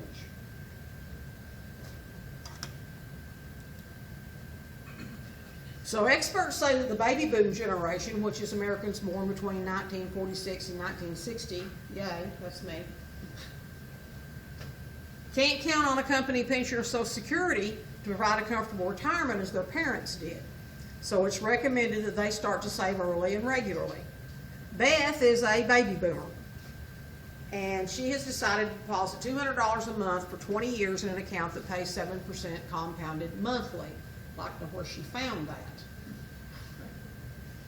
And then how much is going to be in her account at the end of 20 years.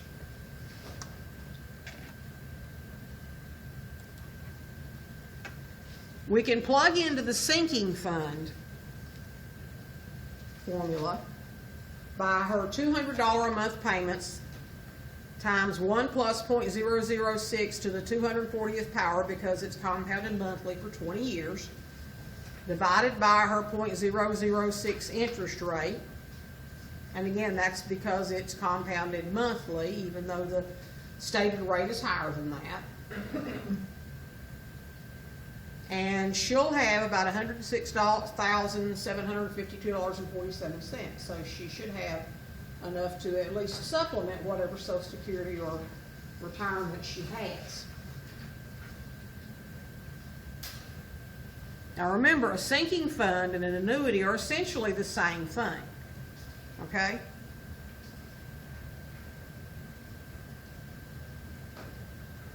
You can still use the solver.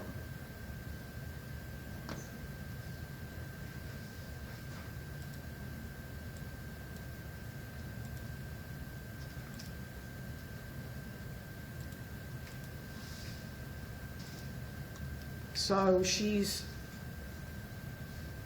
go back one slide.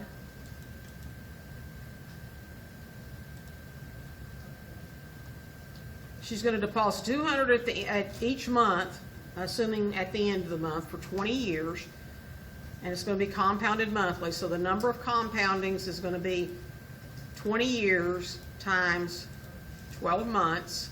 Her interest rate is 7%. Her payments are going to be $200.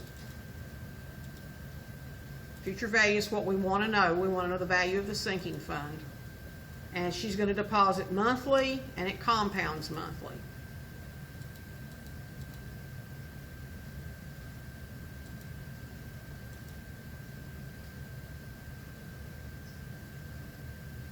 And that's not the same answer we got. I was wondering where that 0.72 came from. Yeah, I'm wondering too. Let me look again. That's what I couldn't figure.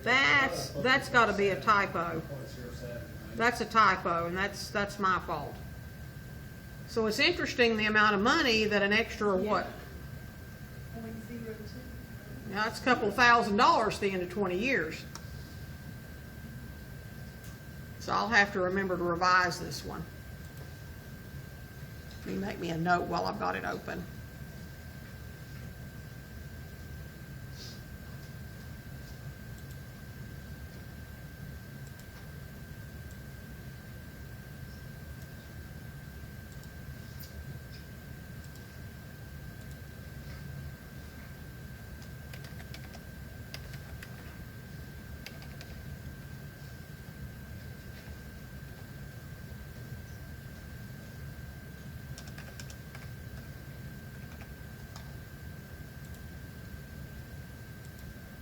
So I'll save that. Remember to fix it.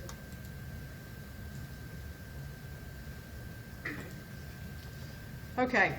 Experts say the baby boom generation, yada, yada, yada, Part B. Beth believes she needs to accumulate $130,000 in the 20-year period to have enough for retirement. So what interest rate does she need? Well, things have changed a little bit. Now, the interest rate is going to be an annual interest rate still, I'm sure, and she's probably going to still shoot for compounded monthly. So we're going to leave that the same. We don't know the interest rate. We know the future value.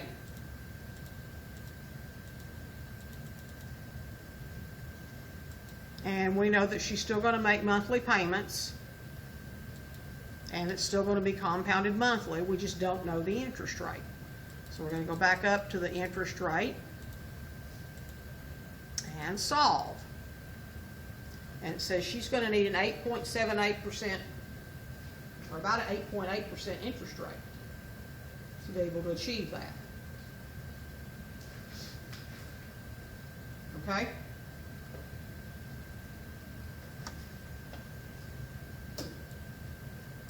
On their solver, they put, does it matter, because they put the payment as negative 200 and left the other one as positive and got the answer. So can you do either one? I mean, both of those you haven't paid in full. Well, that's true. Let me see if it makes a So is it difference. Either or? I think it's either or.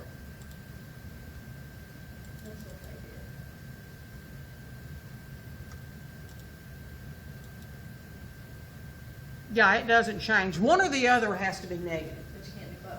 I don't think you can do both. I think if you make them both negative, it does change it.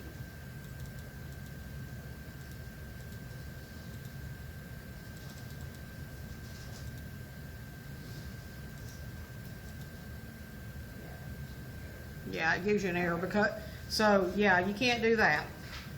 And you'll know you can't do it because it's gonna fuss. So it's an either or thing. Either the payment has to be negative, which actually the payment being negative doesn't make as much sense to me as the future value being negative, because you don't have, not only do you not have any of the payments yet, but you don't have the total of the payments yet. Well, to me, that makes sense, because it's negative, because you haven't made all the payments yet, just like you Yeah. haven't received that either one of them. Right.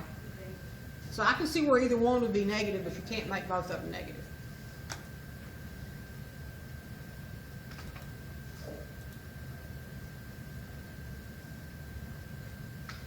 And this one, as you notice here, this is the problem we would have to solve.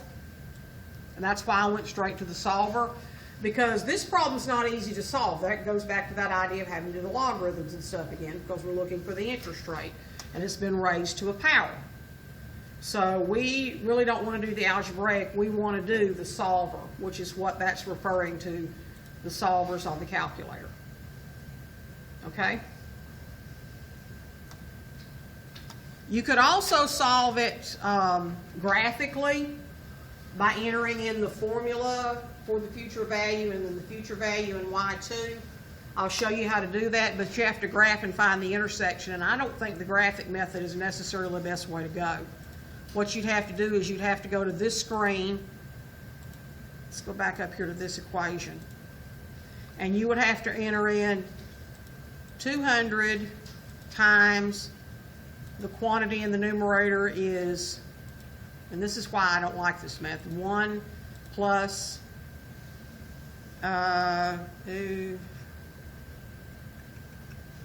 we use X for the interest rate, divided by 12.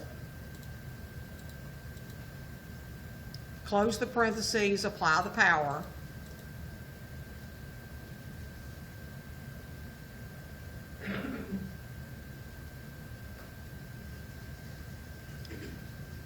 Minus 1, close the parentheses. So I've got 1, 2, 3 open, but only 2 closed.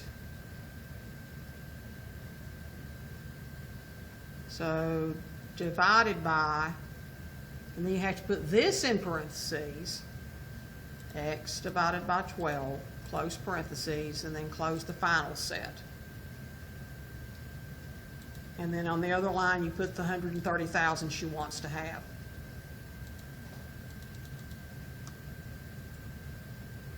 And then this is where it gets really tricky, because you're going to have to go to the window. You know the interest rate has to be positive. You're just going to have to see if 10 is going to be high enough. And then you go zoom, fit, and it'll look at X being from 0 to 10, and it'll calculate Y values for you. And something I put in did not work. Well, maybe it did. We'll see. So, second, calculate, intersection.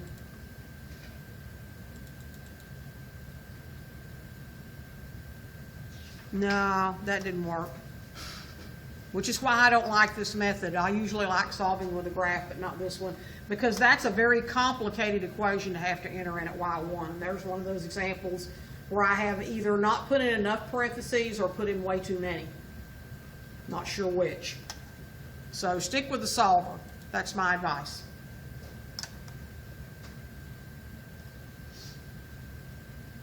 If you need to know how to find the sinking fund payment, there is a formula. There's also a TVM solver. They'll find it for you. Okay? So the thing you want to remember, though, is that you may have to round the periodic payment up to the nearest cent to ensure that enough money is accumulated.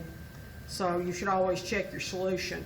So for this problem, let's suppose in example 5, she can't get the higher interest rate she wants to get her $130,000 in 20 years. So to meet her goal, she's gonna have to make a higher payment. What does her payment need to be?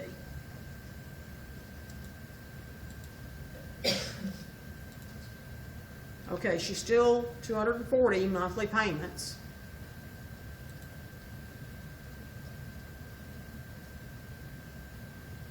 And her goal is still the $130,000, but she wants to increase her payment. You moved the interest rate, didn't you? It was because it went back to that rate that was the original. Yeah, it's gonna have to go back to the original interest rate. Do you remember what it was? 7%? Okay, and then let's see what her payments are gonna have to be. So she's gonna have to put $250 a month in. Okay? Now, if you round up to the next cent, it would be $249.56. But if she can pay $249.56, she can pay $250. Okay? I'd round it up to the next dollar.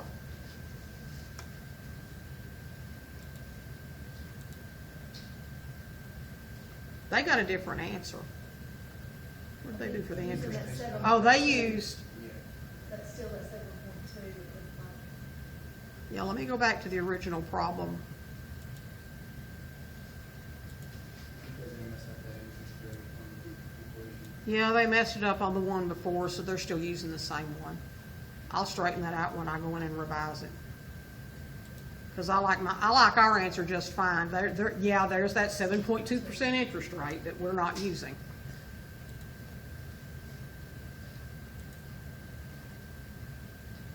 So we could solve this one quickly.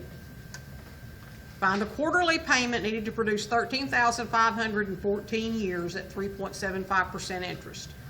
Okay. 14 years.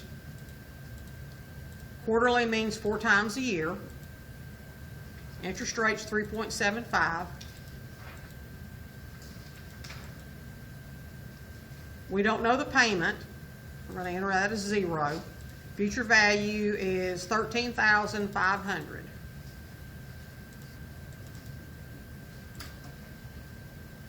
And payments are 4 times a year, compounded 4 times a year.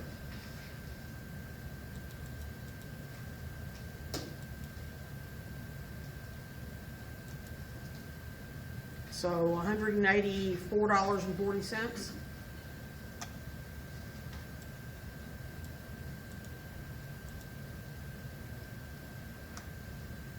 Which is what we got, and had to write down a whole lot less than they did.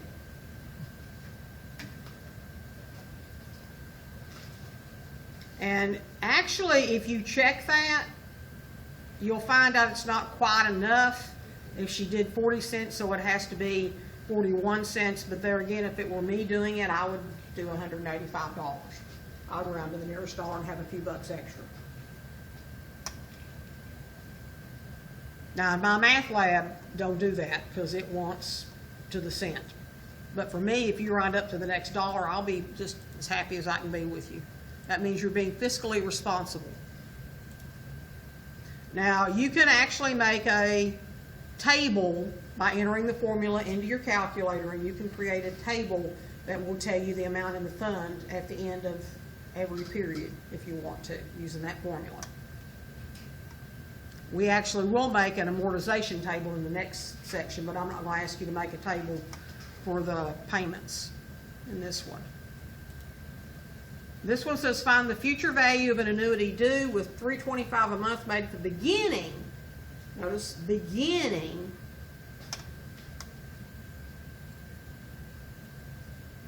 of each month for 5 years in an account paying 3.3% compounded monthly.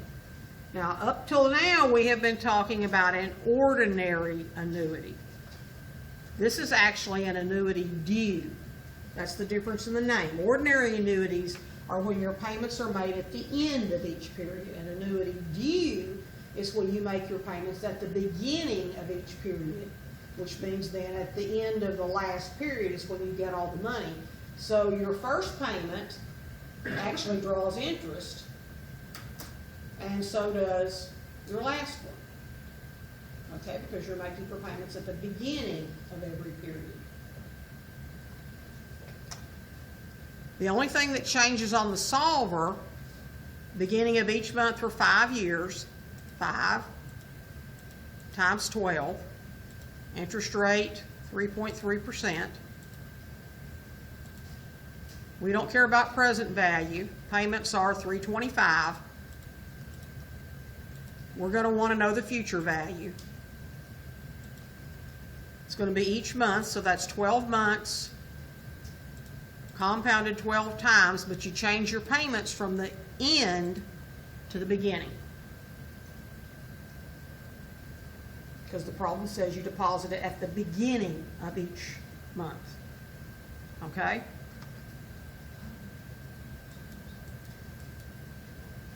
And then you solve for your future value.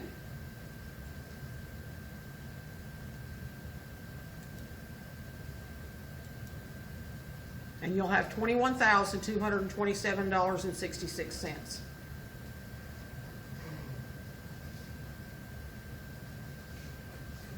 Okay? Let's make sure they agreed with us and didn't make any more typos. Yeah.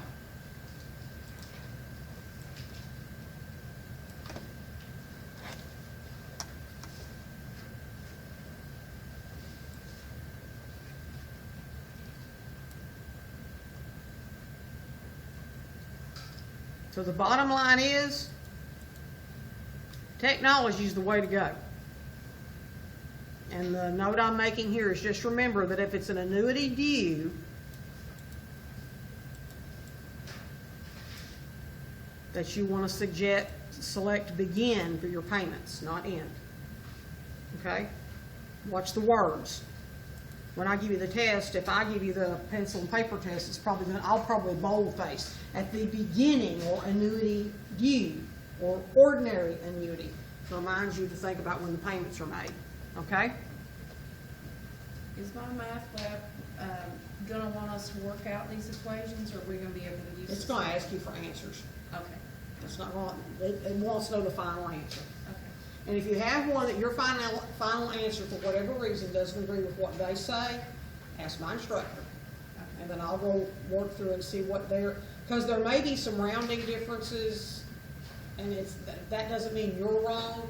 It means whoever programmed that equation rounded off intermediately and maybe caused your answer where the calculator doesn't round intermediately. It uses all the decimals.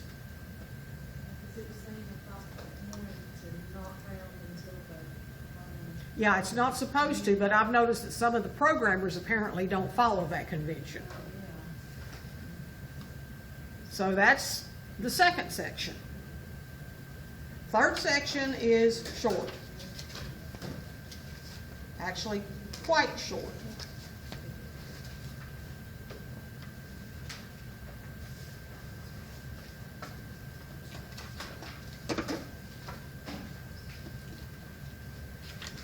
We're going to talk about the present value of an annuity. We're going to talk about amortization. And I will have another integrity up here over the same material besides yours, because I still haven't gone over that with my daytime class that meets tomorrow and Thursday. So I'll put their integrities over on yours too. So if anything comes up that maybe you get stuck on, you'll have two versions.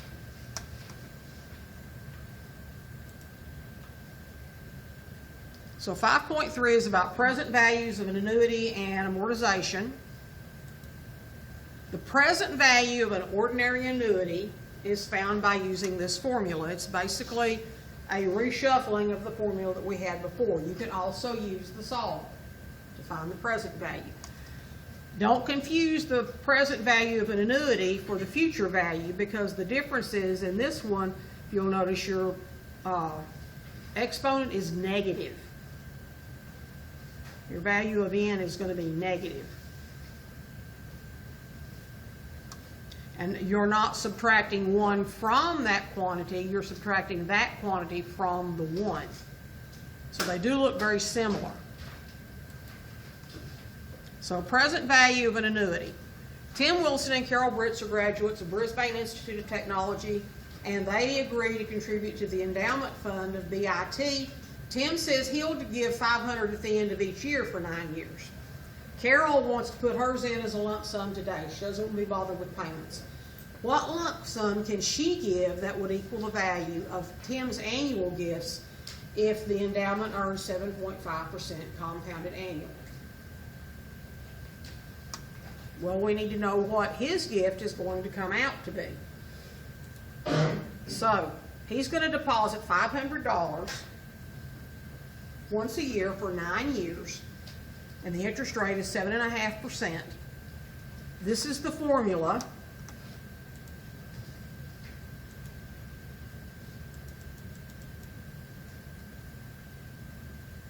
Nine years, 7.5% interest. His payments are $500. Future value is what Carol wants to know, so she knows how much she has to shell out right now. And it's compounded once a year and paid in once a year. And these are ordinary annuities, so this is going to be at the end of each year. So we'll go back and solve for the future value.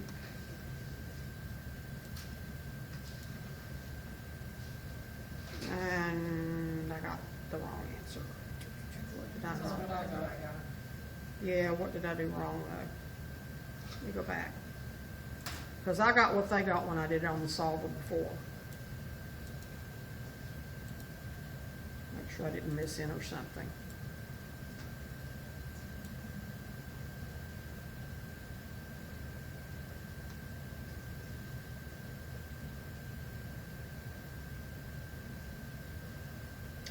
Oh, no. I'm sorry. No, you don't solve for future value. That's what I was doing. It's actually the present value to give. The future value is all of his deposits and all of his interest. Okay? She wants to give the same amount of money that he does initially without the interest. Okay? So we want to solve for present value. I'm sorry, that's my bad.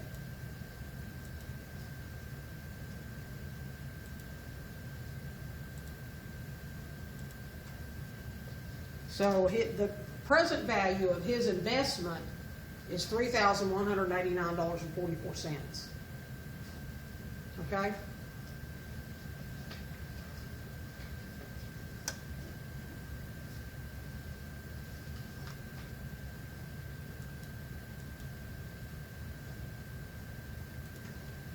So we're going to solve present value of an annuity of $120 at the end of each month in an account yielding 4.8% for 5 years. And it's compounded monthly, so 5 times 12, 4.8%. Present value is what we want to know. Payments are $120. Compounded monthly, that's 12 times, and paid in 12 times at the end, because it's an ordinary annuity. And we want to know the present value. So $6,389.87. Actually, you should round it on up to 87 cents to have enough.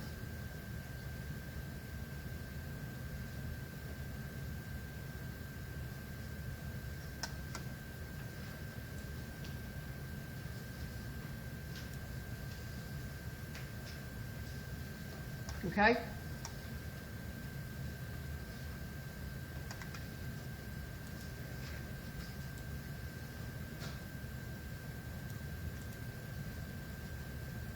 And that's the same answer that we got.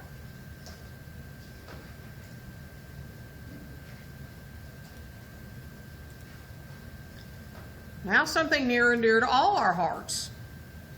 Car payments. I think about all of us have car payments to deal with at some point in our life. A car costs $19,000.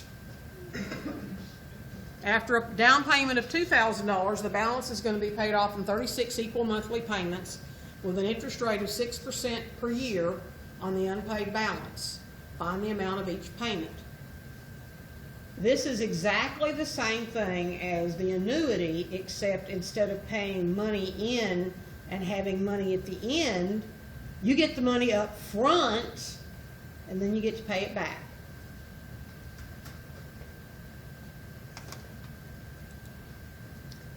So it's the same exact formula as we use for the annuities. Single lump sum payment is going to be $17,000 today if you want to pay off the loan. That's the present value. The annuity is 36 monthly payments with an interest rate of 6% over 12 or 0.5% per month, and the present value is $17,000. 36 payments. Interest rate on each period is 0.005, and you plug into the formula and have to solve for the value of R. Or, as we're fond, as we're more fond of doing, we're going to get the calculator to tell us what it is. So, it is going to be 36 payments. We'll go ahead and take that information. And the interest rate is, this is not the interest rate per month, this is the total interest rate. So that's going to be the entire 6%. This calculator is going to calculate periodic interest rate. Our present value is $17,000.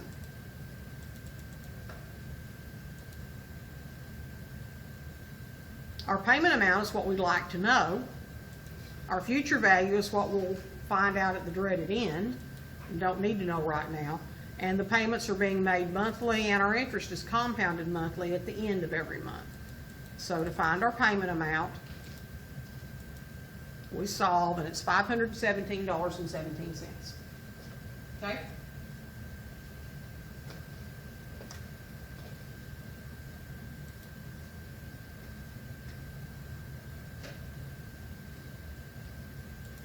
Now, in the interest of time, we can do all of your turns on here, but if you want, I'll go ahead and go through the examples because we're using the solver to solve all of these.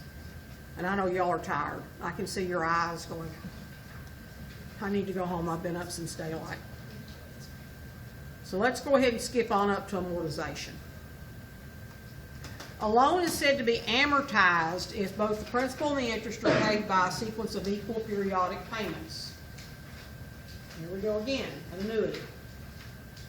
In example 2, the loan is $17,000 at 6% compounded monthly was amortized by paying $517.17 a month for 36 months. There is a formula for the amortization process for your payments. The formula is not really hard. It's the present value times the periodic interest rate divided by 1 minus the sum of 1 plus the periodic interest rate raised to the negative power that represents how many payments you're going to make. But we can still use the solver. The idea behind it is that basically you start out with a present value, and over the life of the loan it steadily decreases, but not at a constant rate, because your interest is being paid on smaller and smaller and smaller and smaller present values. So you can solve with a graph, but the easiest thing to do is to actually use the calculator. So here we have the Perez family wants to buy a house for $275,000 and a down payment that they have of $55,000 to make on that house. We want to find the monthly payment and the total amount of interest paid if the mortgage is for 15 years and the interest rate is 7%. Now there's the formula. Excuse me? I have 30 years. I may have forgotten to copy one of them because that is going to come up later.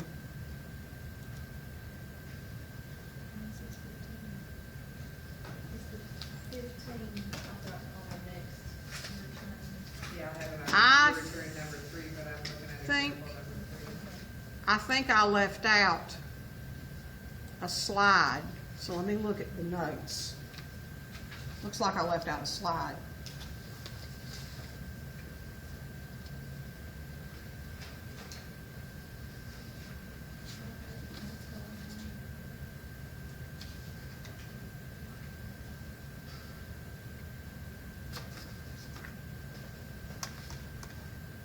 Let's look at the notes. Oops, went too far.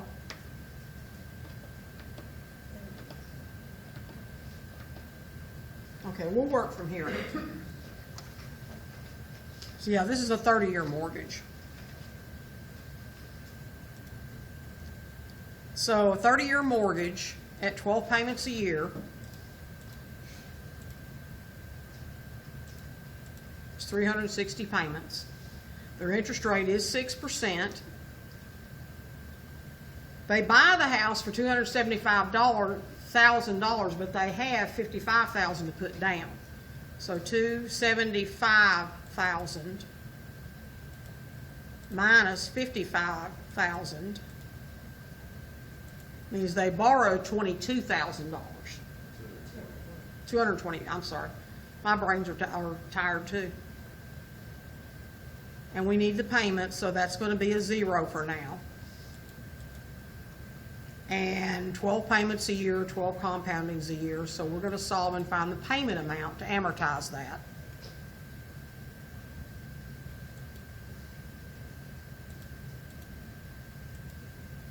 And their house payments are going to be $1,319 and a penny. Okay?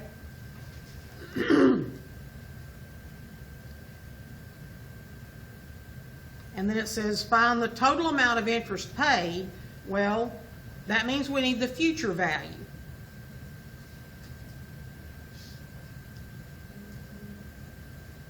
So I think I need to take that one out, because if you have anything in there, I don't think it'll solve it.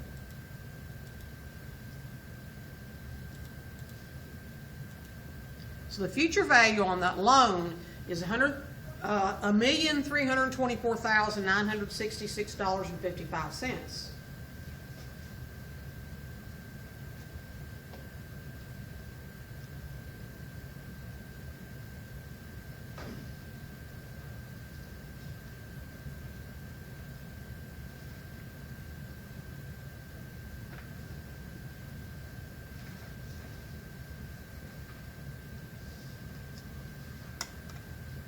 I'm going to go back for just a second and get the payment amounts.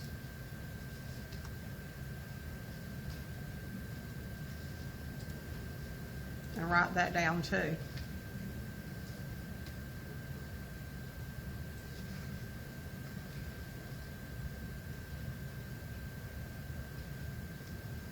And I'm just going to call that 02 since we need to round up.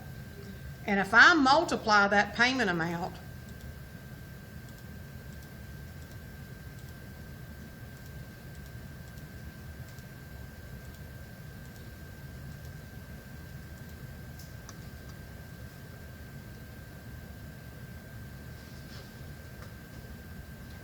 that's the amount of payments they made on the loan.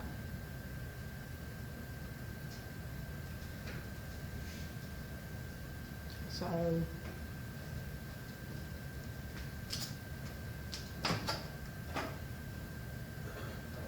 something's not jiving here.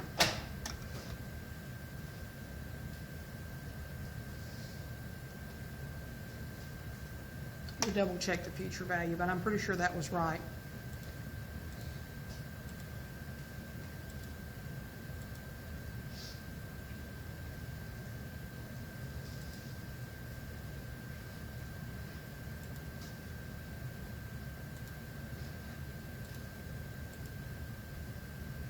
Yep.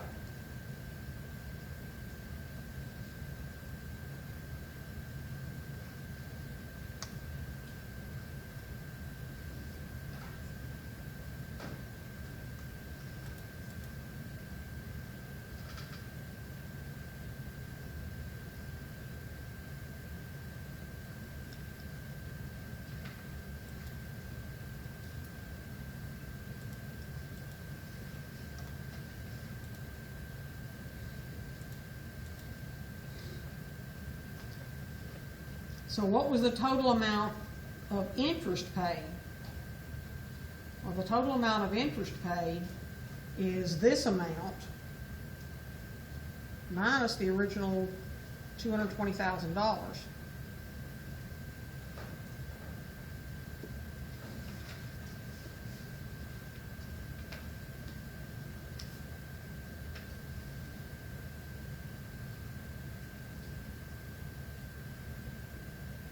In that case, they paid a lot of interest on that loan.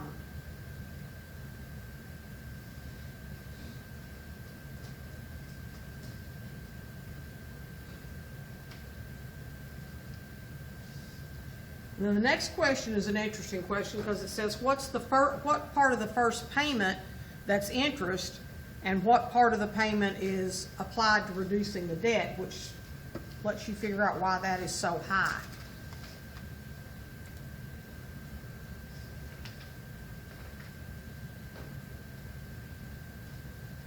So what we have to do to answer part C, and I don't think this is in the PowerPoint at all, because I think I must have left it out.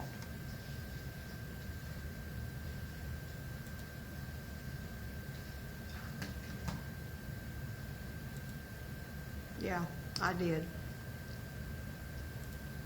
Let's come back and answer that question. Here's what happens. They borrowed $220,000.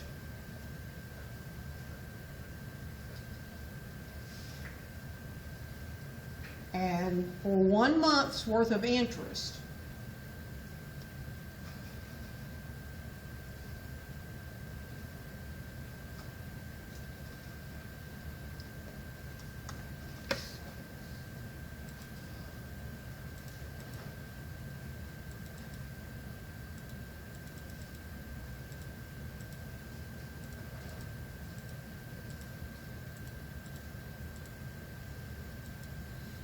that was $1,100.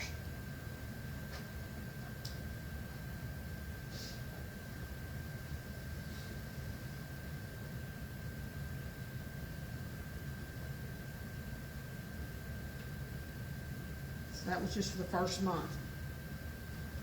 Their payment was $1,319.02.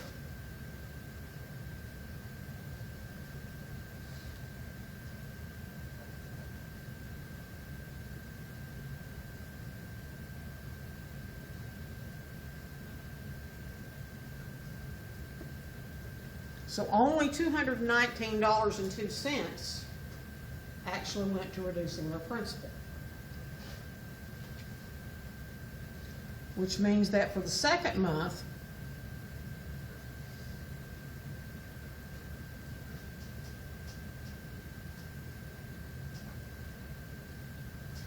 their principal amount is going to be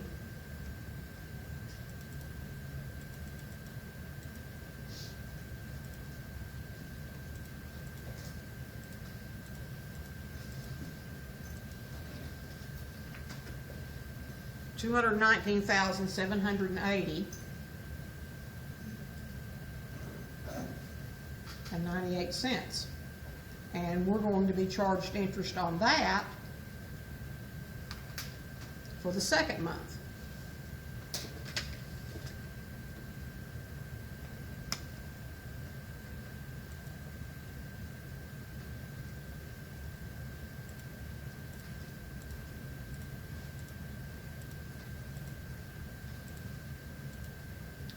So $1,098.91 is going to go to interest out of our second payment.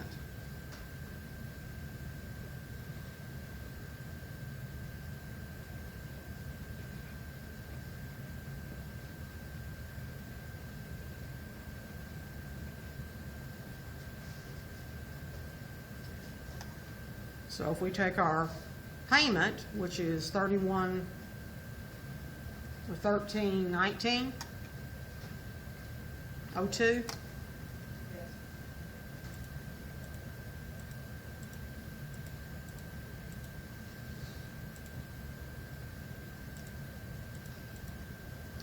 Only $220.12 goes toward the principal.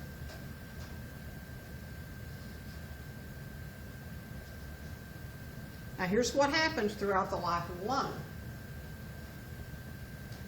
Each month, a little more of your payment goes toward paying down the principal, and a little less goes toward interest. But it's a slow process, as you can see here.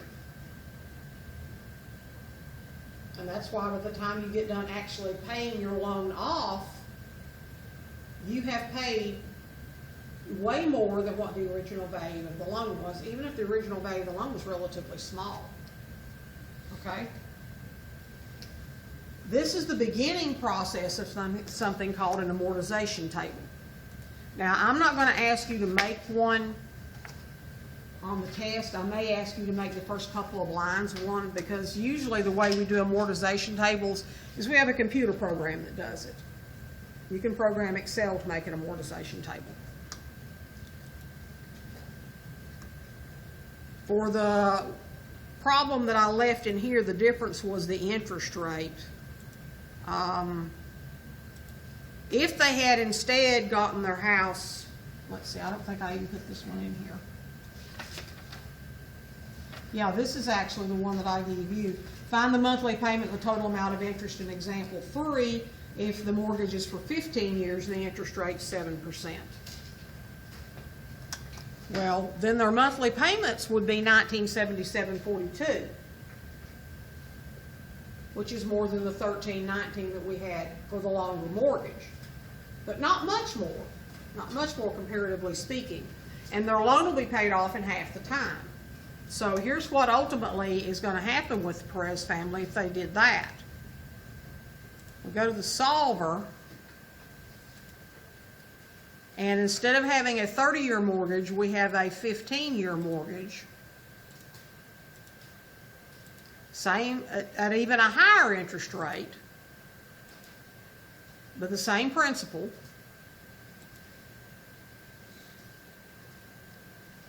And I'm going to leave out the future value first and make sure the payments are right.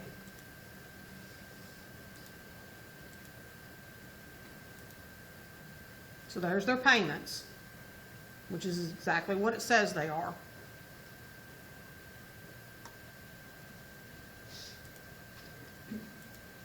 Look at the difference in their future value.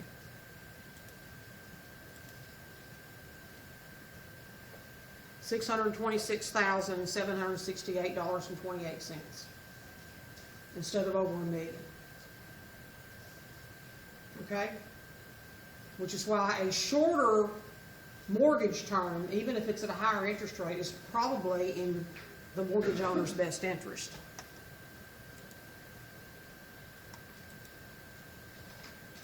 So they saved some interest, and they only paid $135,935.60 in interest this time.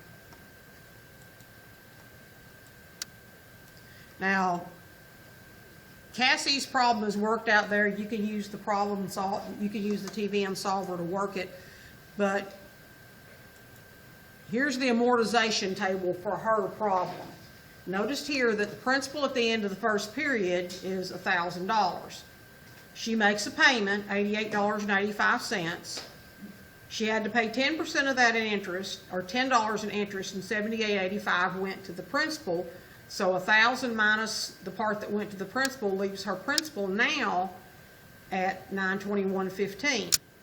So she pays another $88.85, but the interest goes $9.21 on that $921.15, and a little bit more to the principal.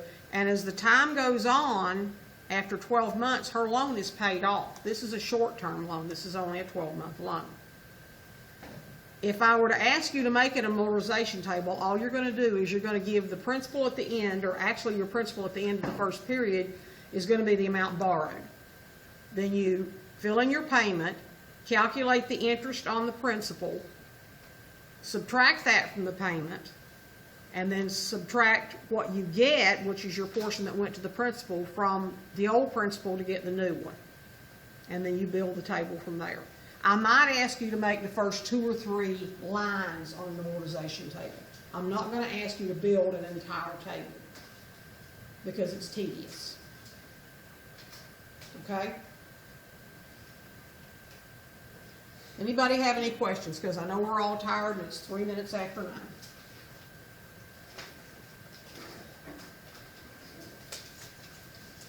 Okay, I will send you a study guide for the test. Okay? If you have questions on the study guide, let me know. If anybody needs extra help, I can probably meet you wherever you need to meet. If there's people that live close to each other and want to meet someplace in Gray or in Johnson City or something, I have no problem with that, or in Jonesboro. I live on the other side of Jonesboro, so I'm willing to come out on a weekend and have a study group with y'all if you need it. Because I know we took a night off. Okay? Y'all drive safely going home.